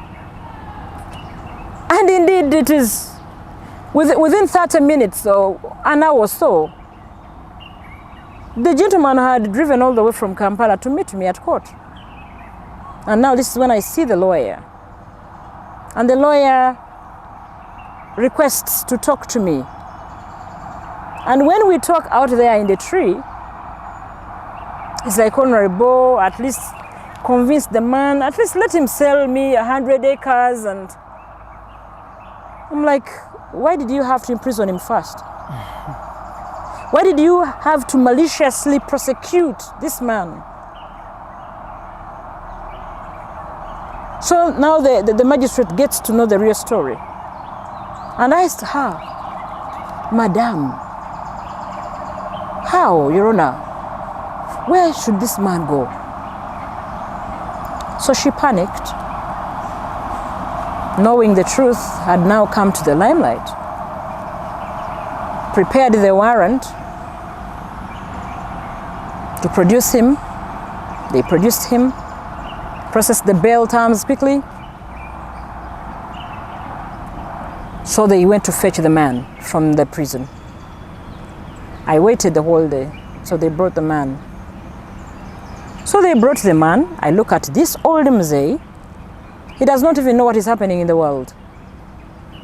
Can't talk to me, can't speak to me, doesn't understand what's going on. So they removed the handcuffs and put him there, and I left Nakasongola crying all the way. So he was given bond. So if it's cheap popularity, I don't know whether that is cheap popularity. There are so many stories I can tell you. But all this, the suffering I am going through, sometimes I tell my God every day, I'm a very prayerful person. That's one thing you have to know about me. I pray a lot. That's very good. I pray a lot. Great. And if it were not for prayer, I would be a dead person. Because each case that I would handle came along with threats, death threats, and all kinds of threats. But I always told God, and always tell him even now, that Lord, if whatever I'm doing is what you expect of me as a leader, I need your protection.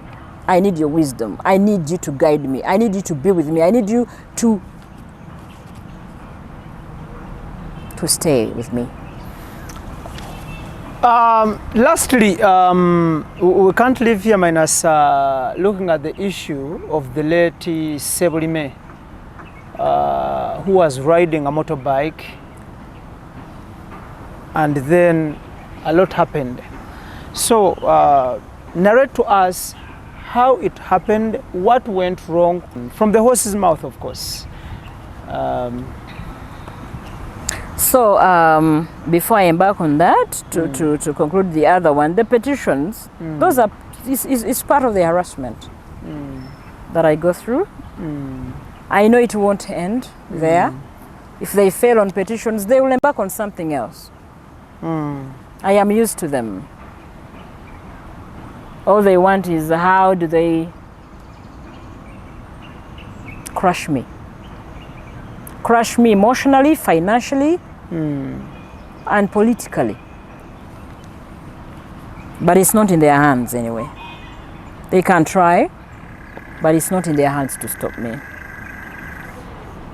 Finally, on the issue of Sebulime, you want to talk about this man who was shot dead.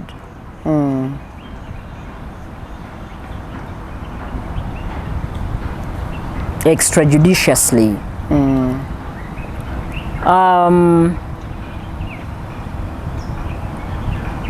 Many assassinations have happened in this country. Many people have been killed in a manner I so prescribe. Big people are followed by bikes and eventually shot at. Some have lost their lives. Some have survived narrowly, like the recent attack on General Katumba's life, of course, which claimed his daughter and driver. Unfortunately, may their souls rest in eternal peace.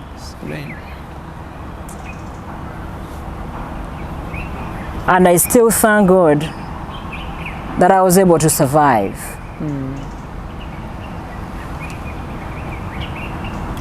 I believe, I am convinced with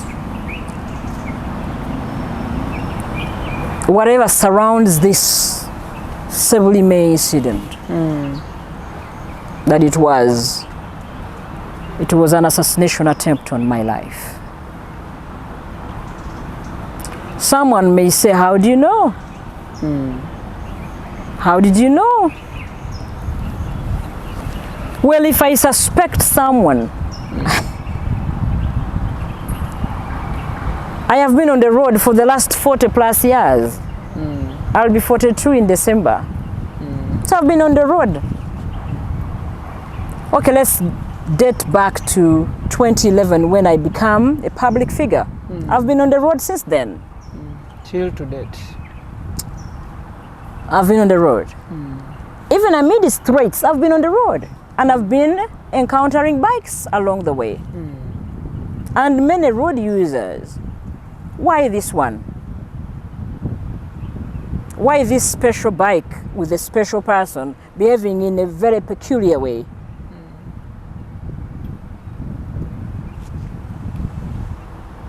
So many things happened that morning. It was on the 24th of March, 2019. I was going to visit my constituents somewhere in Ibusana there. I had loaded my full lorry with seeds that I was going to supply that morning.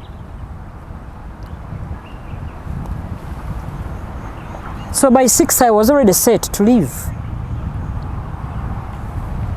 Somehow I was delayed by visitors, because the moment they get to know you are in the house, they come in. So visitors started coming in and they delayed me. And it approached 9. So when it approached 9, my boys, one of them, came running to me. Mommy, there is a phone call. Someone wants to speak to you. So I'm like, who is that? It's the DPC, the District Police Command of Kayunga. He wants to speak to you. I'm like, okay, call him, let me speak to him. Honorable, I don't even have an official communication, but I have received a phone call. I've received instructions from my bosses to report to Naguru, to headquarters. I don't even know where I'm going, but I am calling to say goodbye. And I'm packing my bags and I'm leaving. That's 9 a.m. in the morning. So as I'm asking so many questions, he says, Honorable, even the RPC, the Regional Police Commander, has also been ordered in the similar way to vacate office. So I'm like, what is happening? And he's like, an order is an order for us. So that was it. I'm like, keep in touch.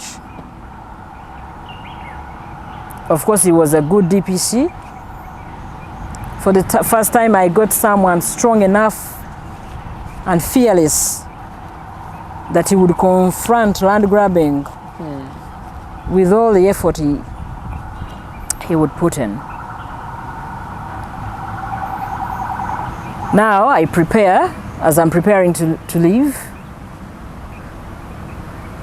My same boy comes back. Mommy, there is a patrol vehicle in the compound, and there are some police officers who want to see you. That's now, I think, 9:30, as I'm handling other people there. So I'm like, let them in. So he comes in with one of them, dressed in civilian clothes. So in the sitting room, there was another gentleman I was handling. So I asked the police officer, who should I handle first, you or?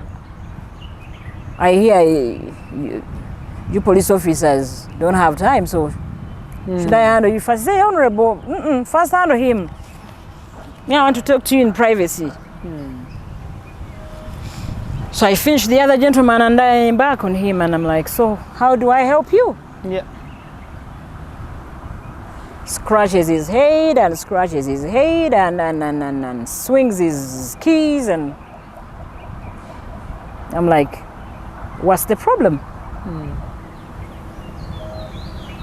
So the guy is like, Honorable, our tires, he's scratching his head, our tires, you know, the petrol tires. So I'm like, this is not a garage. I can't repair them. This is not a shop. I don't have new ones to replace your damaged tires. So what exactly do you want me to help you? To call your bosses to replace them? Honorable, don't call them. I'm like, so how do I help you? If you want money, I don't have money. I don't keep the money to buy tires for police. But I can contact your bosses. So he stops me from contacting his bosses because I knew Mr. Banjirana then, who was in logistics. It was just a phone call. So he stops me from contacting them. So I'm like, okay, what do you want to tell me? I know it was about the tires, and the guy he really has nothing to tell me. So I'm like, if you have nothing to tell me, I actually thought he had come for money because you know police officers can say, "Ma'am, injali tuluma." So I thought he wanted some money. So when he declines to tell me what the reason was, I'm like, you found me leaving. I'm late already, so let's go. I had already locked my front door, so we were using the back door. So we left. So when I go out, I go to my car, which is in my backyard. His patrol vehicle is at the front yard. But he doesn't leave. He doesn't leave. Now it's 10. And so a woman who was dressed for field, now I know it was by God's grace that my timetable changes out of in a spark. So I tell my boy who drives my lorry, drive, go to this place, distribute those seeds, and then return the vehicle. I am heading now to Kampala, and I'm shouting, not shouting, but I'm communicating loudly, and everyone around is listening in to me. So I'm like, sicha agenze, ebusana, ngenda Kampala.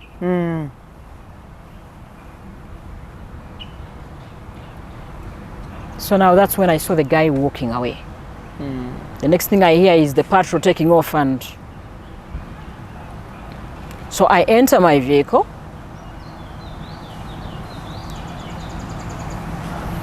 Little had I forgotten that the same driver who was now in the lorry was supposed to come back and drive me To Kampala. to Kampala. Yeah. So now here I am, I have no driver. I had 3 drivers whom they had compromised. By the way, I had 3 drivers before that whom they had compromised, including my own child. I don't think he really knew what they were dragging him into. But I found out that he was in close contact with people I had suspected to be working with my enemies. So when I confronted him, he started hiding.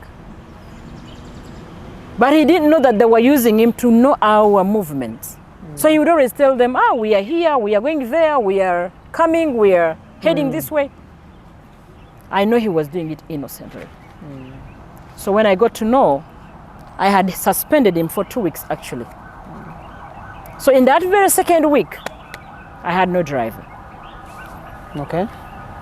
So now the driver I have is my other son in Kayunga, whom I had told that after dropping the seeds, you're coming to take me back to Kampala. Because at that time I did not have a stable driver. So when I get into the vehicle, my bodyguard asks me, Honorable, who is going to drive us? So I realize I have no driver. And I tell him, by the way, I have taught you how to drive. I have paid and you know how to drive. So you're driving. So we started getting disagreements. He said, Honorable, I can't drive you. I am your bodyguard. I can't drive. I'm supposed to take care of your security, not Driving you. not driving you. I'm like, but we have to go. It's time for us to leave. I'm going to Kampala. But Honorable, why don't we go to the field? You know, people want to see you, blah, blah, blah, blah. I said, I'm going to Kampala. That was my response, period. And you're driving. And I'm now in the seat. So after pulling here and there, and so he agrees. Sits in the driver's seat. We start driving out. As we are driving out, along the way, before the bridge, before you reach the bridge, Seziwa Bridge, there is a water pump. So when I was driving, it's on the left when you're coming to Kampala. Exactly. So when we were driving through that area, I took note of a certain vehicle. And because my driver at that time, who is my bodyguard, concentrating on driving. Concentrating, but I don't allow him to exceed 60 when he's the one driving, because I don't trust him really, 100%. So he knows the limit, the speed limit.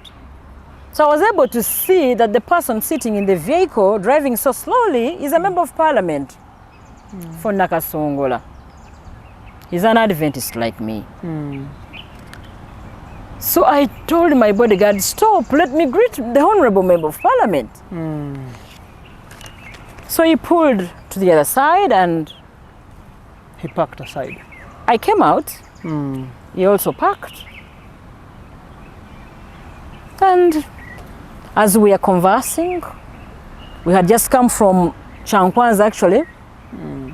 The president had just been in Kayunga, just two nights after. A bike comes. There's a bike. This is a border bike. It has 2 occupants. Now when they reach where we were standing, by the roadside, Mama Kayunga, Mama Kayunga. But one is of course wearing a cape, and you really can't see the entire face. You only seeing. But they're waving and happy. Mama Kayunga, Mama Kayunga. So I wave back. So after that water pump to the bridge, it's just I think there are a few meters. It's just within seconds you are at the bridge. Yeah, there are a few meters. So within a minute, the same bike is back. It's back. Remember, if you pass by the water pump, the second thing is, the second stopover would be the bridge. After the bridge, you are either heading to Kabimbi or Kampala or wherever. But within a minute, they are back. A minute or two, they are back. This time, they are on the other side of the road. So they now cross to where we are and get off the bike. And they engage me. Hey, Honorable Got Chai. I look at the other face, I have never seen that face. Then this one, as if I know him, but I don't know him.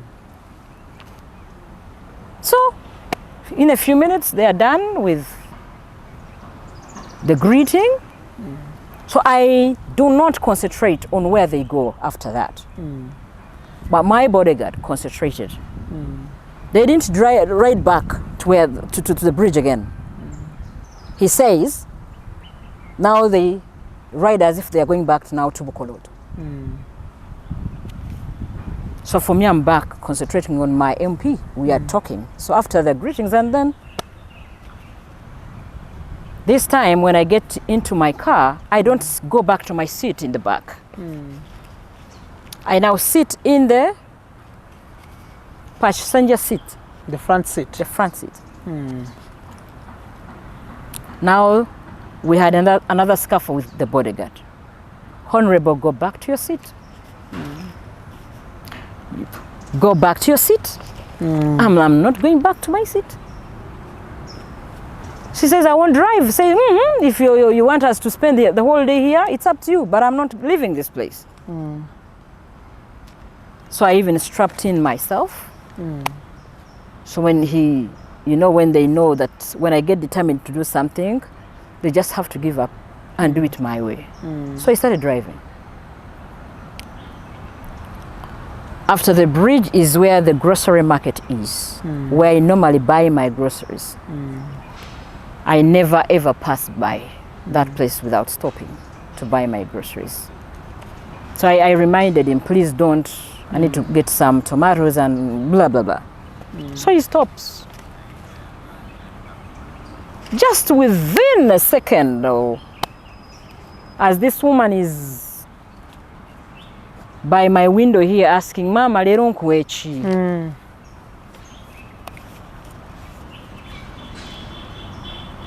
It was God's plan to shift me from the back seat to the front for one reason, to have focus.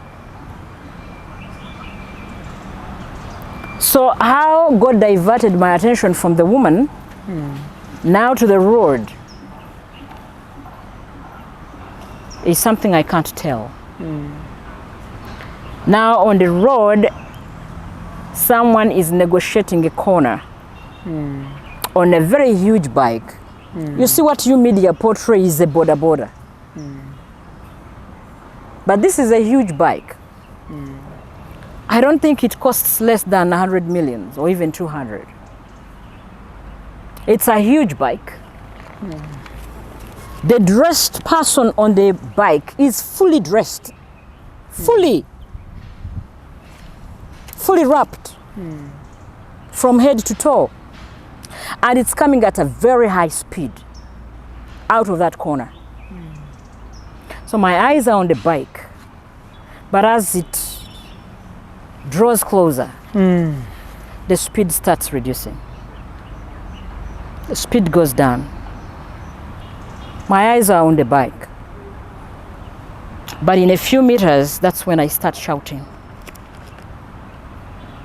My bodyguard's attention could have been either on his gun or his phone, because his head was on something like this. And I'm the only one whose attention is on the bike. So when he's drawing closer, he's now not riding on his side, the right-hand side. He's riding now towards us. That's when I shouted, "Tungume, pichi pichi!" So the moment he set his eyes on the bike, within a second, he was out with his cocked gun. Within a second. This man now starts getting back to the other side of the road where he's supposed to ride from.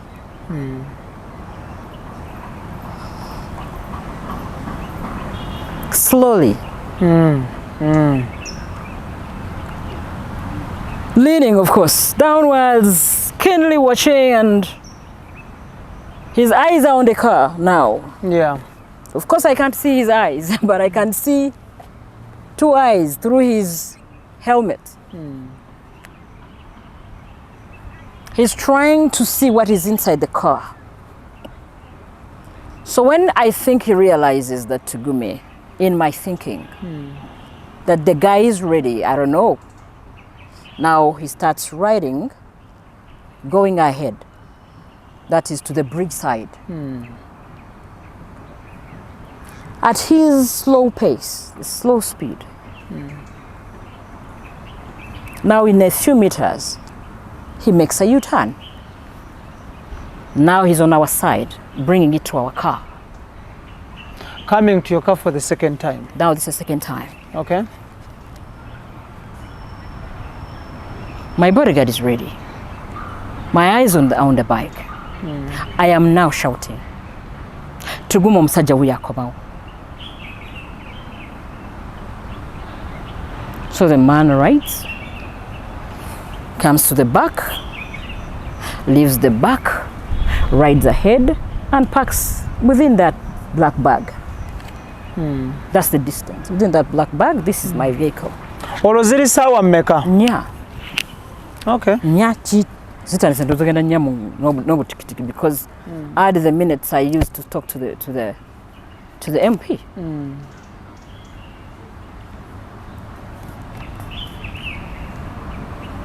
So I quickly tell this woman, please rush.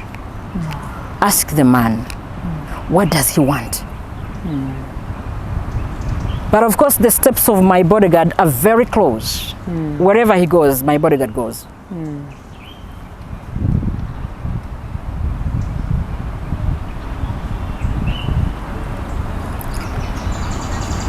So the woman runs to the bike, to this man, and I pull now my head out of the window to listen in to their conversation. The guy is like, Kabimbidi. The word I heard was Kabimbidi. So now this woman is like, hey, Kabimbidi. So now I'm listening into her because for her she's talking loudly. Kabimbidi, a town in Moise. That's the town. That's the town where you just passed. So after giving him directions, she starts walking back towards my car. The guy doesn't leave immediately. Of course, my bodyguard is within just the turn of his head. So at this time, of course, as he was talking to the lady, he removed his helmet part, the facial part, the face that covers, the part that covers the face, to talk to the lady.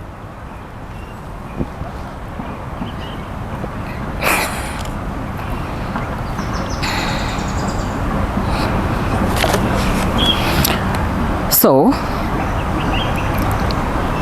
I've told you the guy doesn't leave. He's still on his bike. The legs are down. The hands are onto the...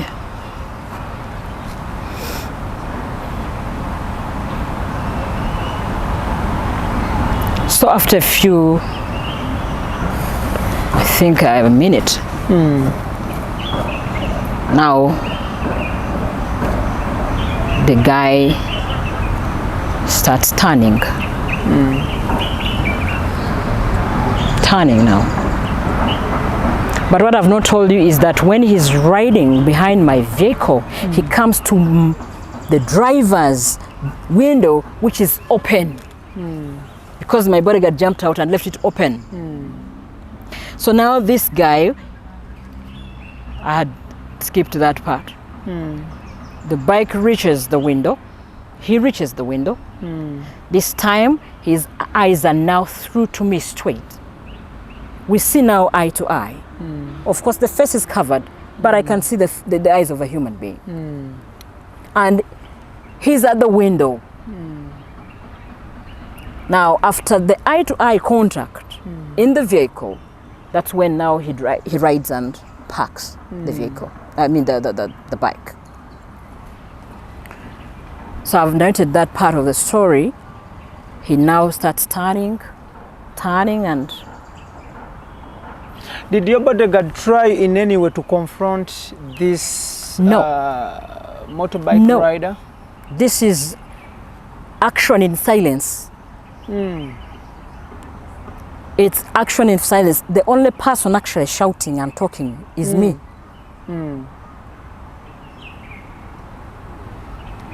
So, at this time, I'm silent. I'm listening into the lady. The lady is coming back. The man is not leaving. But my bodyguard is in close watch. So, when he looks back, his eyes land on my bodyguard, right behind his bike. So now he goes back to his bike, takes off at a very high speed.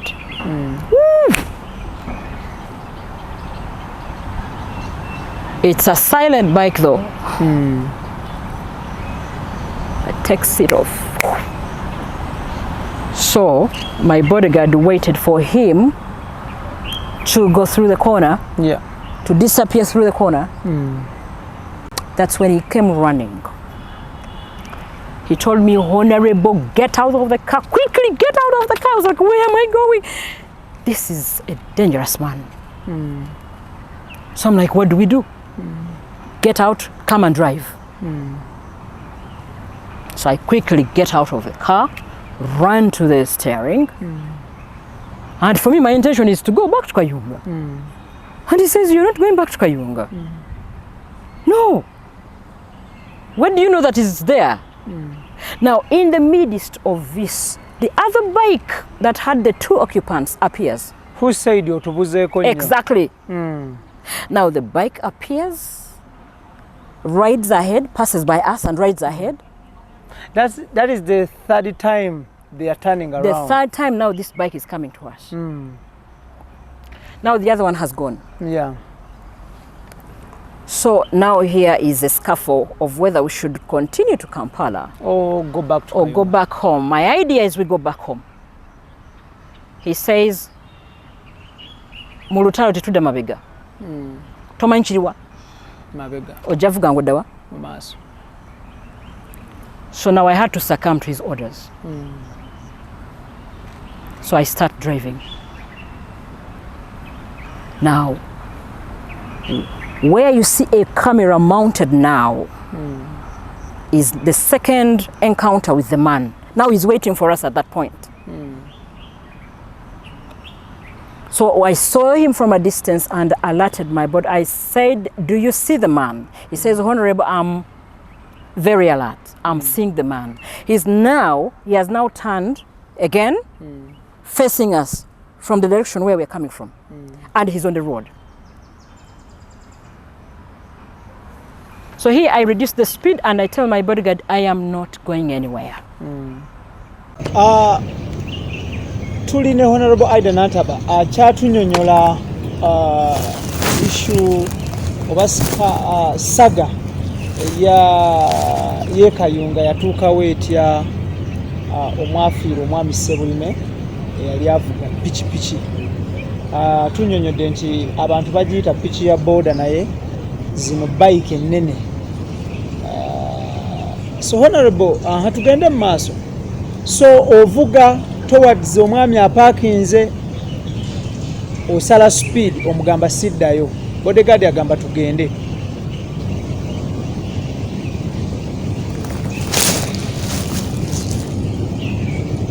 Well, at that point, my bodyguard started shouting and asking this man to stop.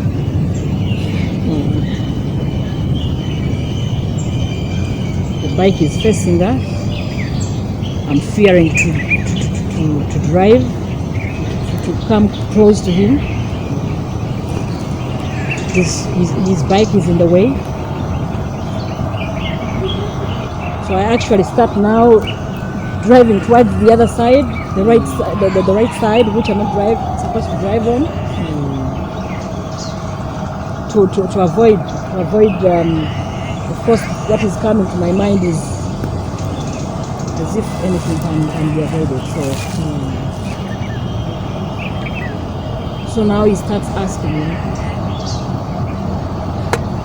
to stop. His head is now out. Actually, you would see he was in the move of jumping out of the car. So at this time, remember the other bike is also very close. The other man is actually on phone. The second occupant of the other second bike. And I am, whatever I'm saying now is, God knows what I'm saying, but I'm shouting, I'm crying, and that's when I asked Tubime to shoot the tires. I was like, let him fall down, just to go for the back, to be met. Just stop this confrontation.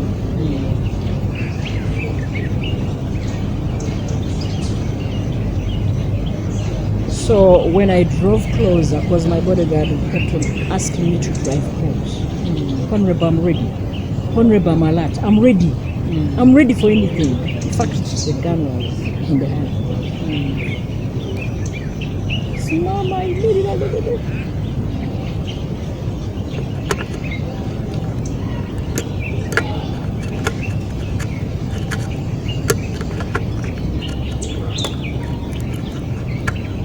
So now, after him realizing that the driver is now a different person, I think so,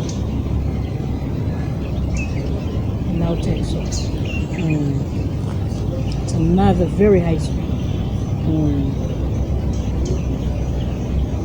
So I asked my bodyguard, can't you shoot in the air? To scare him away. To scare him. Yeah. Or not only to scare him, but my intention was the people in Kabimbi will hear the shout, and they will come to our rescue. They will stop him. They will do anything. Blah, blah, blah, blah. I'm talking. I'm bringing in all the ideas. Yeah. That's when he says, I heard him say he's going to Kabimbi. He was lost. He wanted to find out where Kabimbi town was. So since we are just a few meters away, let's reach Kabimbi and see whether that's where he's going. Because I heard him telling the lady that he was lost. Okay. That he was going to Kabimbi. Yeah. So let's wait until we reach Kabimbi and see what he does. Of course, now you should see I don't know what's going on. I'm just a robot on the road. So when he reaches Kabimbi, because the river is ahead of us, the bike is powerful. It's powerful than even the government vehicle. Powerful. 200. I was ending 180. Actually, it's 260. So when he reaches Kabimbi, just takes off, continues, very high speed. So that's when my bodyguard now tells me we will have to stop in Kabimbi town and we seek for assistance.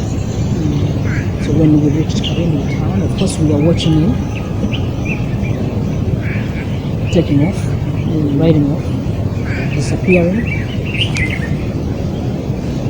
So I stopped, told me don't park, drive at a very low speed, get your phone, call the DPC Kayunga to bring in the patrol vehicle.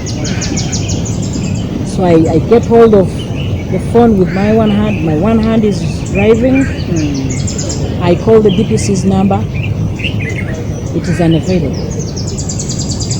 Remember I had talked to him a few minutes before I departed. How would you call the DPC who had called you to say bye-bye because he had been... How can you think even that the DPC had already said bye-bye? But the DPC can still tell his colleague whether he has left or not. He can tell his colleague that you drive to Kabimbi. Nantaba needs help. Yeah, I get your point. Nothing suffices here like he has left. No. So I rang him. The phone is unavailable. It's on loudspeaker. So it's unavailable. So I asked my bodyguard, what do I do? It's like, make sure now you drive. I don't want to lose that man. We aren't losing that man.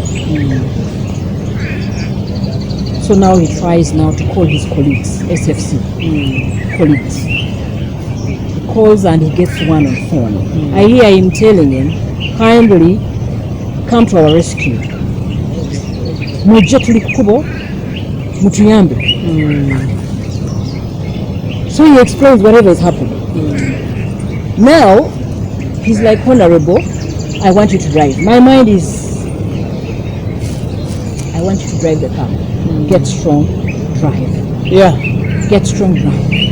I don't want to lose that man because we may end up into another corner. So now I start rolling at a very high speed now. Yeah. This man would always reach the isolated areas. When they say isolated valley, there's a valley there. The isolated places, and you would always find him waiting. You would always find him in the waiting mode. So for me, every time I would land my eyes on him, I would definitely cut the speed because I didn't want to come anywhere closer. That's how we moved all the way now to Nagalama. In the corner, there is a route he took before Nagalama Hospital. He waited for us there. So from a distance I see him and said, Tugume, are you waiting? He says, Honorable, whatever you're seeing, I'm seeing. But he's also on phone trying to direct his friends to come and help us. So the man now disappeared in that bush. He disappeared. When he disappears, stupid me at that time, not thinking straight, I wanted him to follow. I wanted to follow him to the bush. So I really drove a few meters. But the bodyguard started shouting the moment I branched off from the main road. Stop, nigga, stop, honorable Governor, you're talking there to get them ambush there. He talked his word. So I stopped immediately. Reversed to the main road. When I reversed, that's when now, at this time we realized Nagalam police station is just a few meters away from us. So we reached there. Reach Nagalama. It's a Sunday, but the police is fully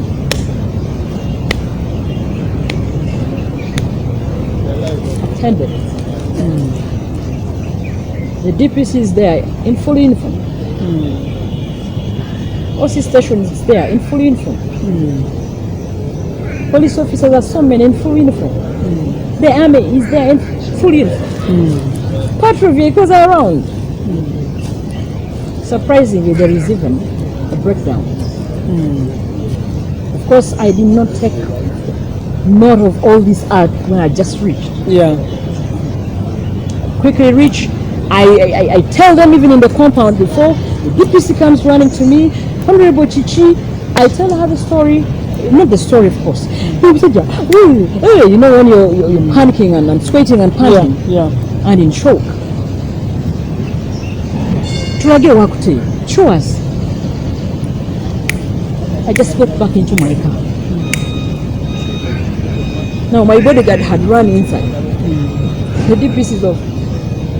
I didn't even wait for him to return. I told them, please follow me.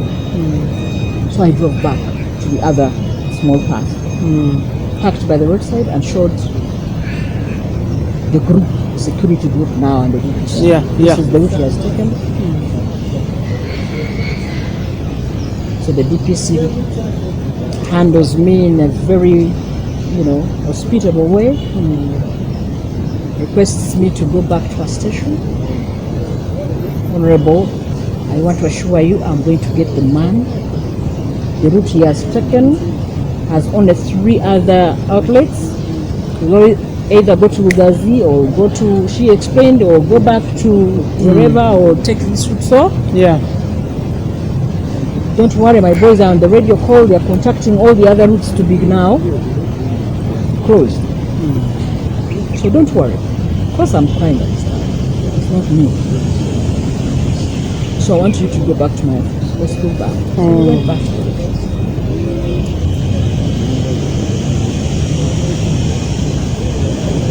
I don't remember sitting in our chairs. I remember sitting on the floor. It took time to settle in. The man assured me And patrols are already everywhere. They'll get it. Of course, I even saw some patrols leaving. Pursuit. Yeah.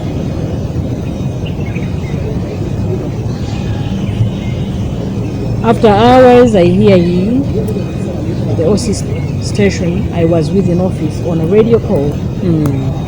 Gets information on his radio call. Honorable, they have arrested them. I said them? Only one man on the bike. When you say them, then you've arrested the wrong people. He said, oh, Honorable, I can never forget the words of the OC station. He said, no, his other accomplices were already there. The man was not alone. These were the words of the OC station. The man was not alone. He had his other accomplices on the same day. He said, really? Yeah. Okay, so what? Honorable, they are bringing them. Good. After an hour, I'm like, how far is it from here to that place we're talking about? Said 30 kilometers. 30 to something kilometers. Say, but it can't take that long still. So I started now getting suspicious. I started, why are they doing wrong? They could be negotiating. These police officers, I don't trust them. They could be trying to be giving this man an escape route. I called my bodyguard. Told him, you know what? It's now time for you to go there. Wherever police is, go and find out what's happening. What's going on?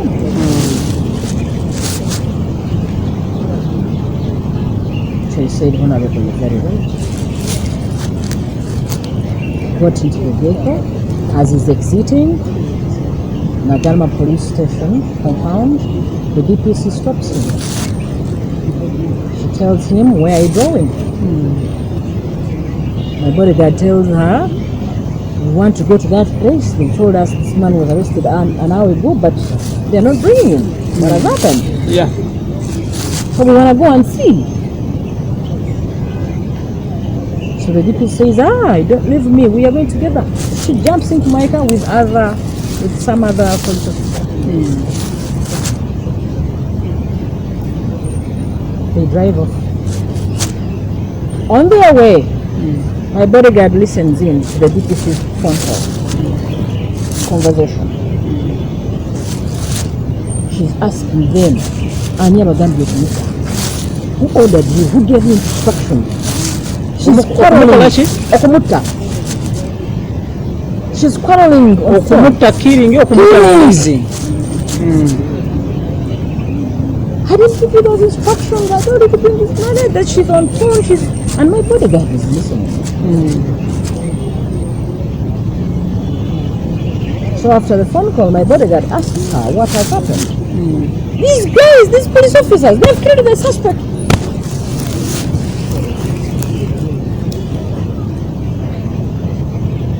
So we drive and reach there. My bodyguard calls me, Honorable, this is it. First thing I tell him to do, photograph everything. Everything. And send everything on my phone now. These guys could be playing with that. First of all, I want to prove whether he's the right person. So, photographs took, sending everything. As he sends, I am sending on another phone. I'm sending on all the forums. Parliament, WhatsApp, all social media. What I do. And I'm like, can you confirm this is the man? Send me the photographs of the bike.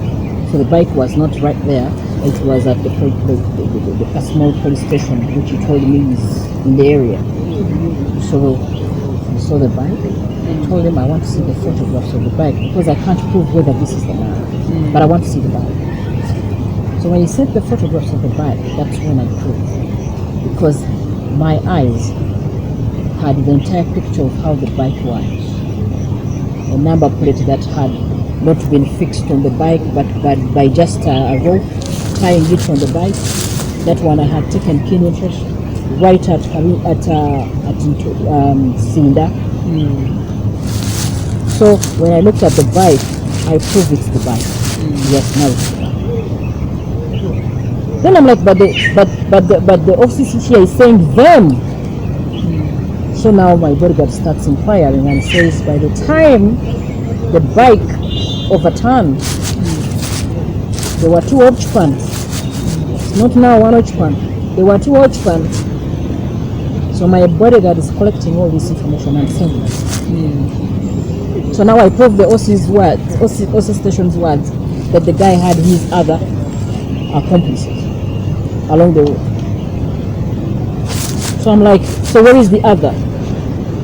He says, oh, Honorable, that he has disappeared. He went away. That police is there out there looking for him.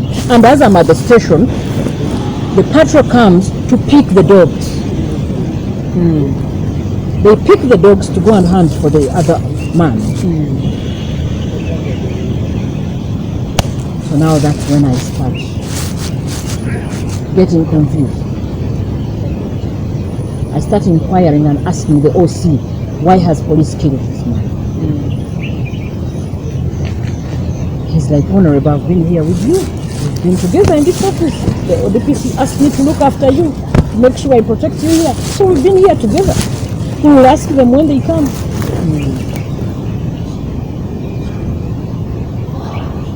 So this time I get out of the office. I'm receiving 1,000 calls, of course. From which people? I have family and friends. Actually, now Kayunga had started bringing in taxes and taxes of my supporters. I now started seeing people from Kayunga, taxes and taxes coming in, full of people. News,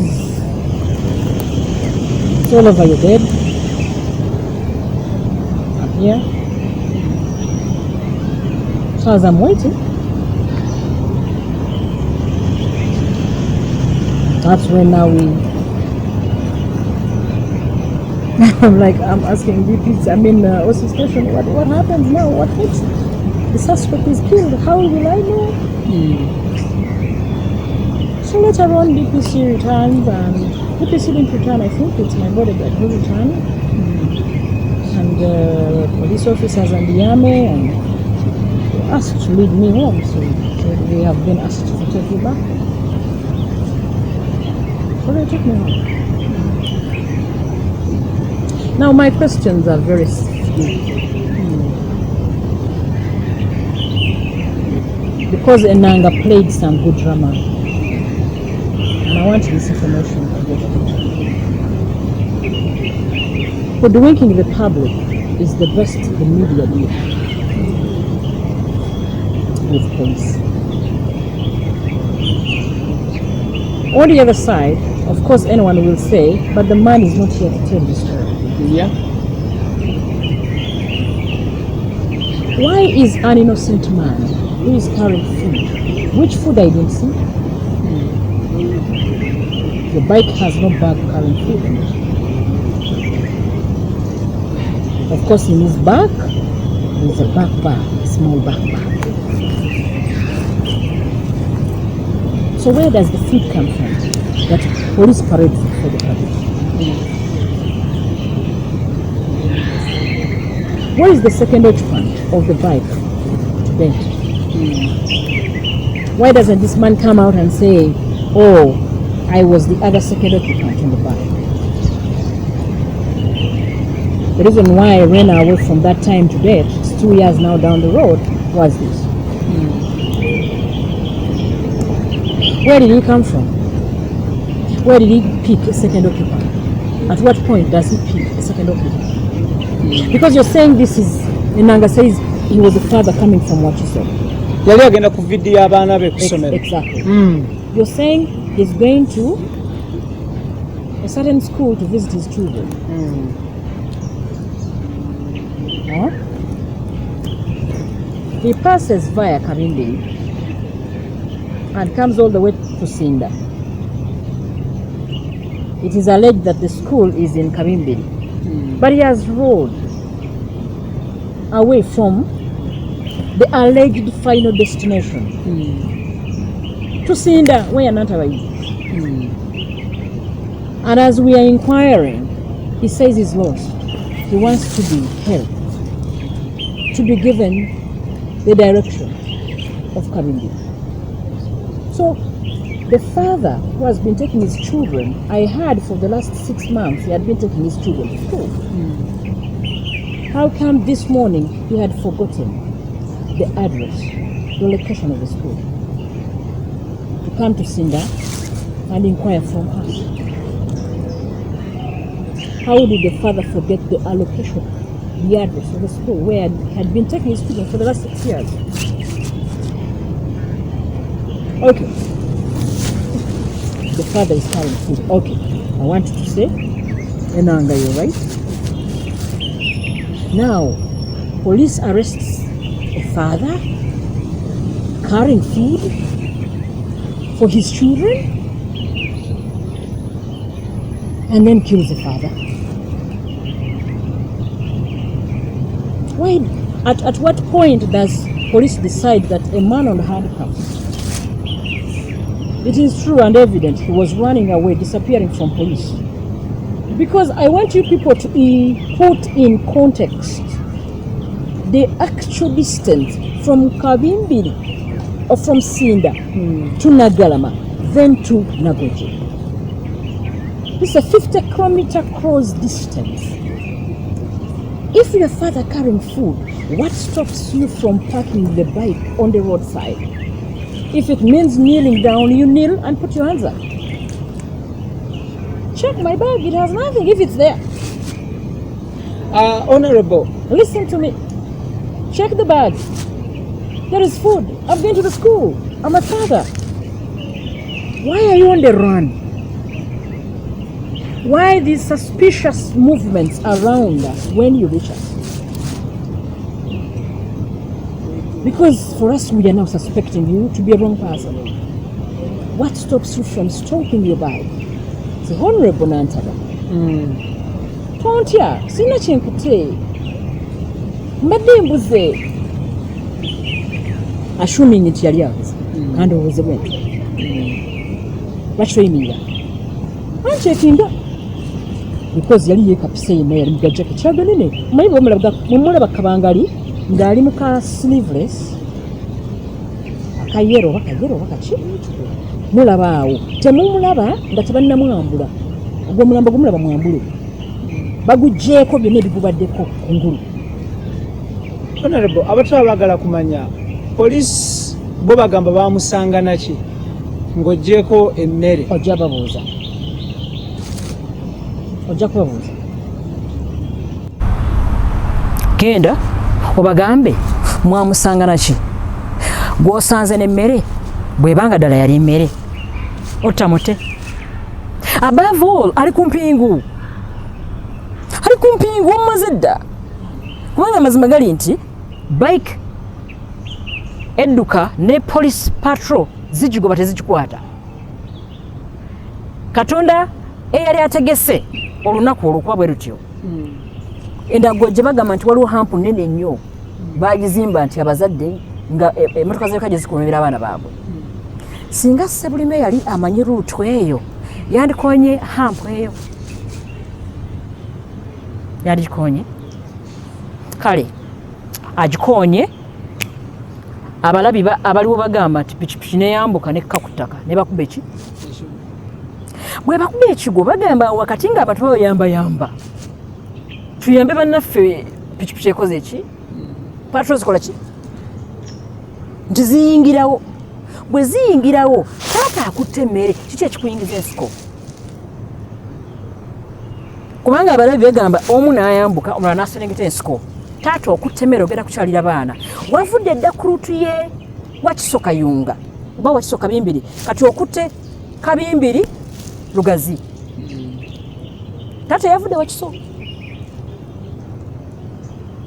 You are now heading, you came from Wakiso to Kabimbiri, but from Kabimbiri to Sinda ahead of you, where you're suspected, now you're riding back. You reach Kabimbiri, you don't even stop in Kabimbiri, you proceed to Nagarama. And along the way, your movements are still suspicious on the road. Now, you as a father who thinks I am suspected for anything, the police is just a few meters away from the route you take. Why don't you run to police and say, I think I'm suspected. I think I should stop here and we sort ourselves out. But even when the patrol vehicles are unleashed to chase you, and this hump stops your bike, and you flip off, the patrols close in to you. This is the time I think when you say, enough is enough. Katsebo, check us, or check me. But you disappear. You're still running. Why is an innocent father on the run? Okay, Kale, tugenda kukoma wano for today, Honorable. Abalungi abatulaba mwena, yonna gye musinzira okubanga mutulaba. Of course, mbadde temuwulidde tubaleeterangako Honorable bannyonnyola what really transpired and what really happened. Mumuwulidde mu bigambo bye. Honorable mu bigambo byagambye ajja kutuddira atuwe version ey'Oluganda omulundi omulala. Honorable tweyanze nnyo tweyanze obudde bwo tujja kwongera okunoonyaako. Thank you so much. That's all I can say. Katonda yeebale kukuma ng'oli mulamu. Amen. Era tusaba akuwangaza. Thank you so much for your time. Abalabi baffe abalungi olwaleero wano we tukomye. I guess the issues are still in courts of law. Actually, the case is starting on Monday. I have been told by the state attorney that hearing the matter, Mukono, I've been told to go to Mukono on Monday as the primary witness. So, and I'm looking forward. I've been waiting. I have been asking myself, why isn't this police officer charged? Okay? Or why doesn't he tell the order? I wanted to reach the point of the order. There's a woman who narrates on NTV that there is an order. There's an order. The order has changed. Whose order was this? Kale, changed from what to what? What was the previous one? Byetujja okubanga tutunuulira so enalyanda mu kitundu kyaffe ekyokubiri.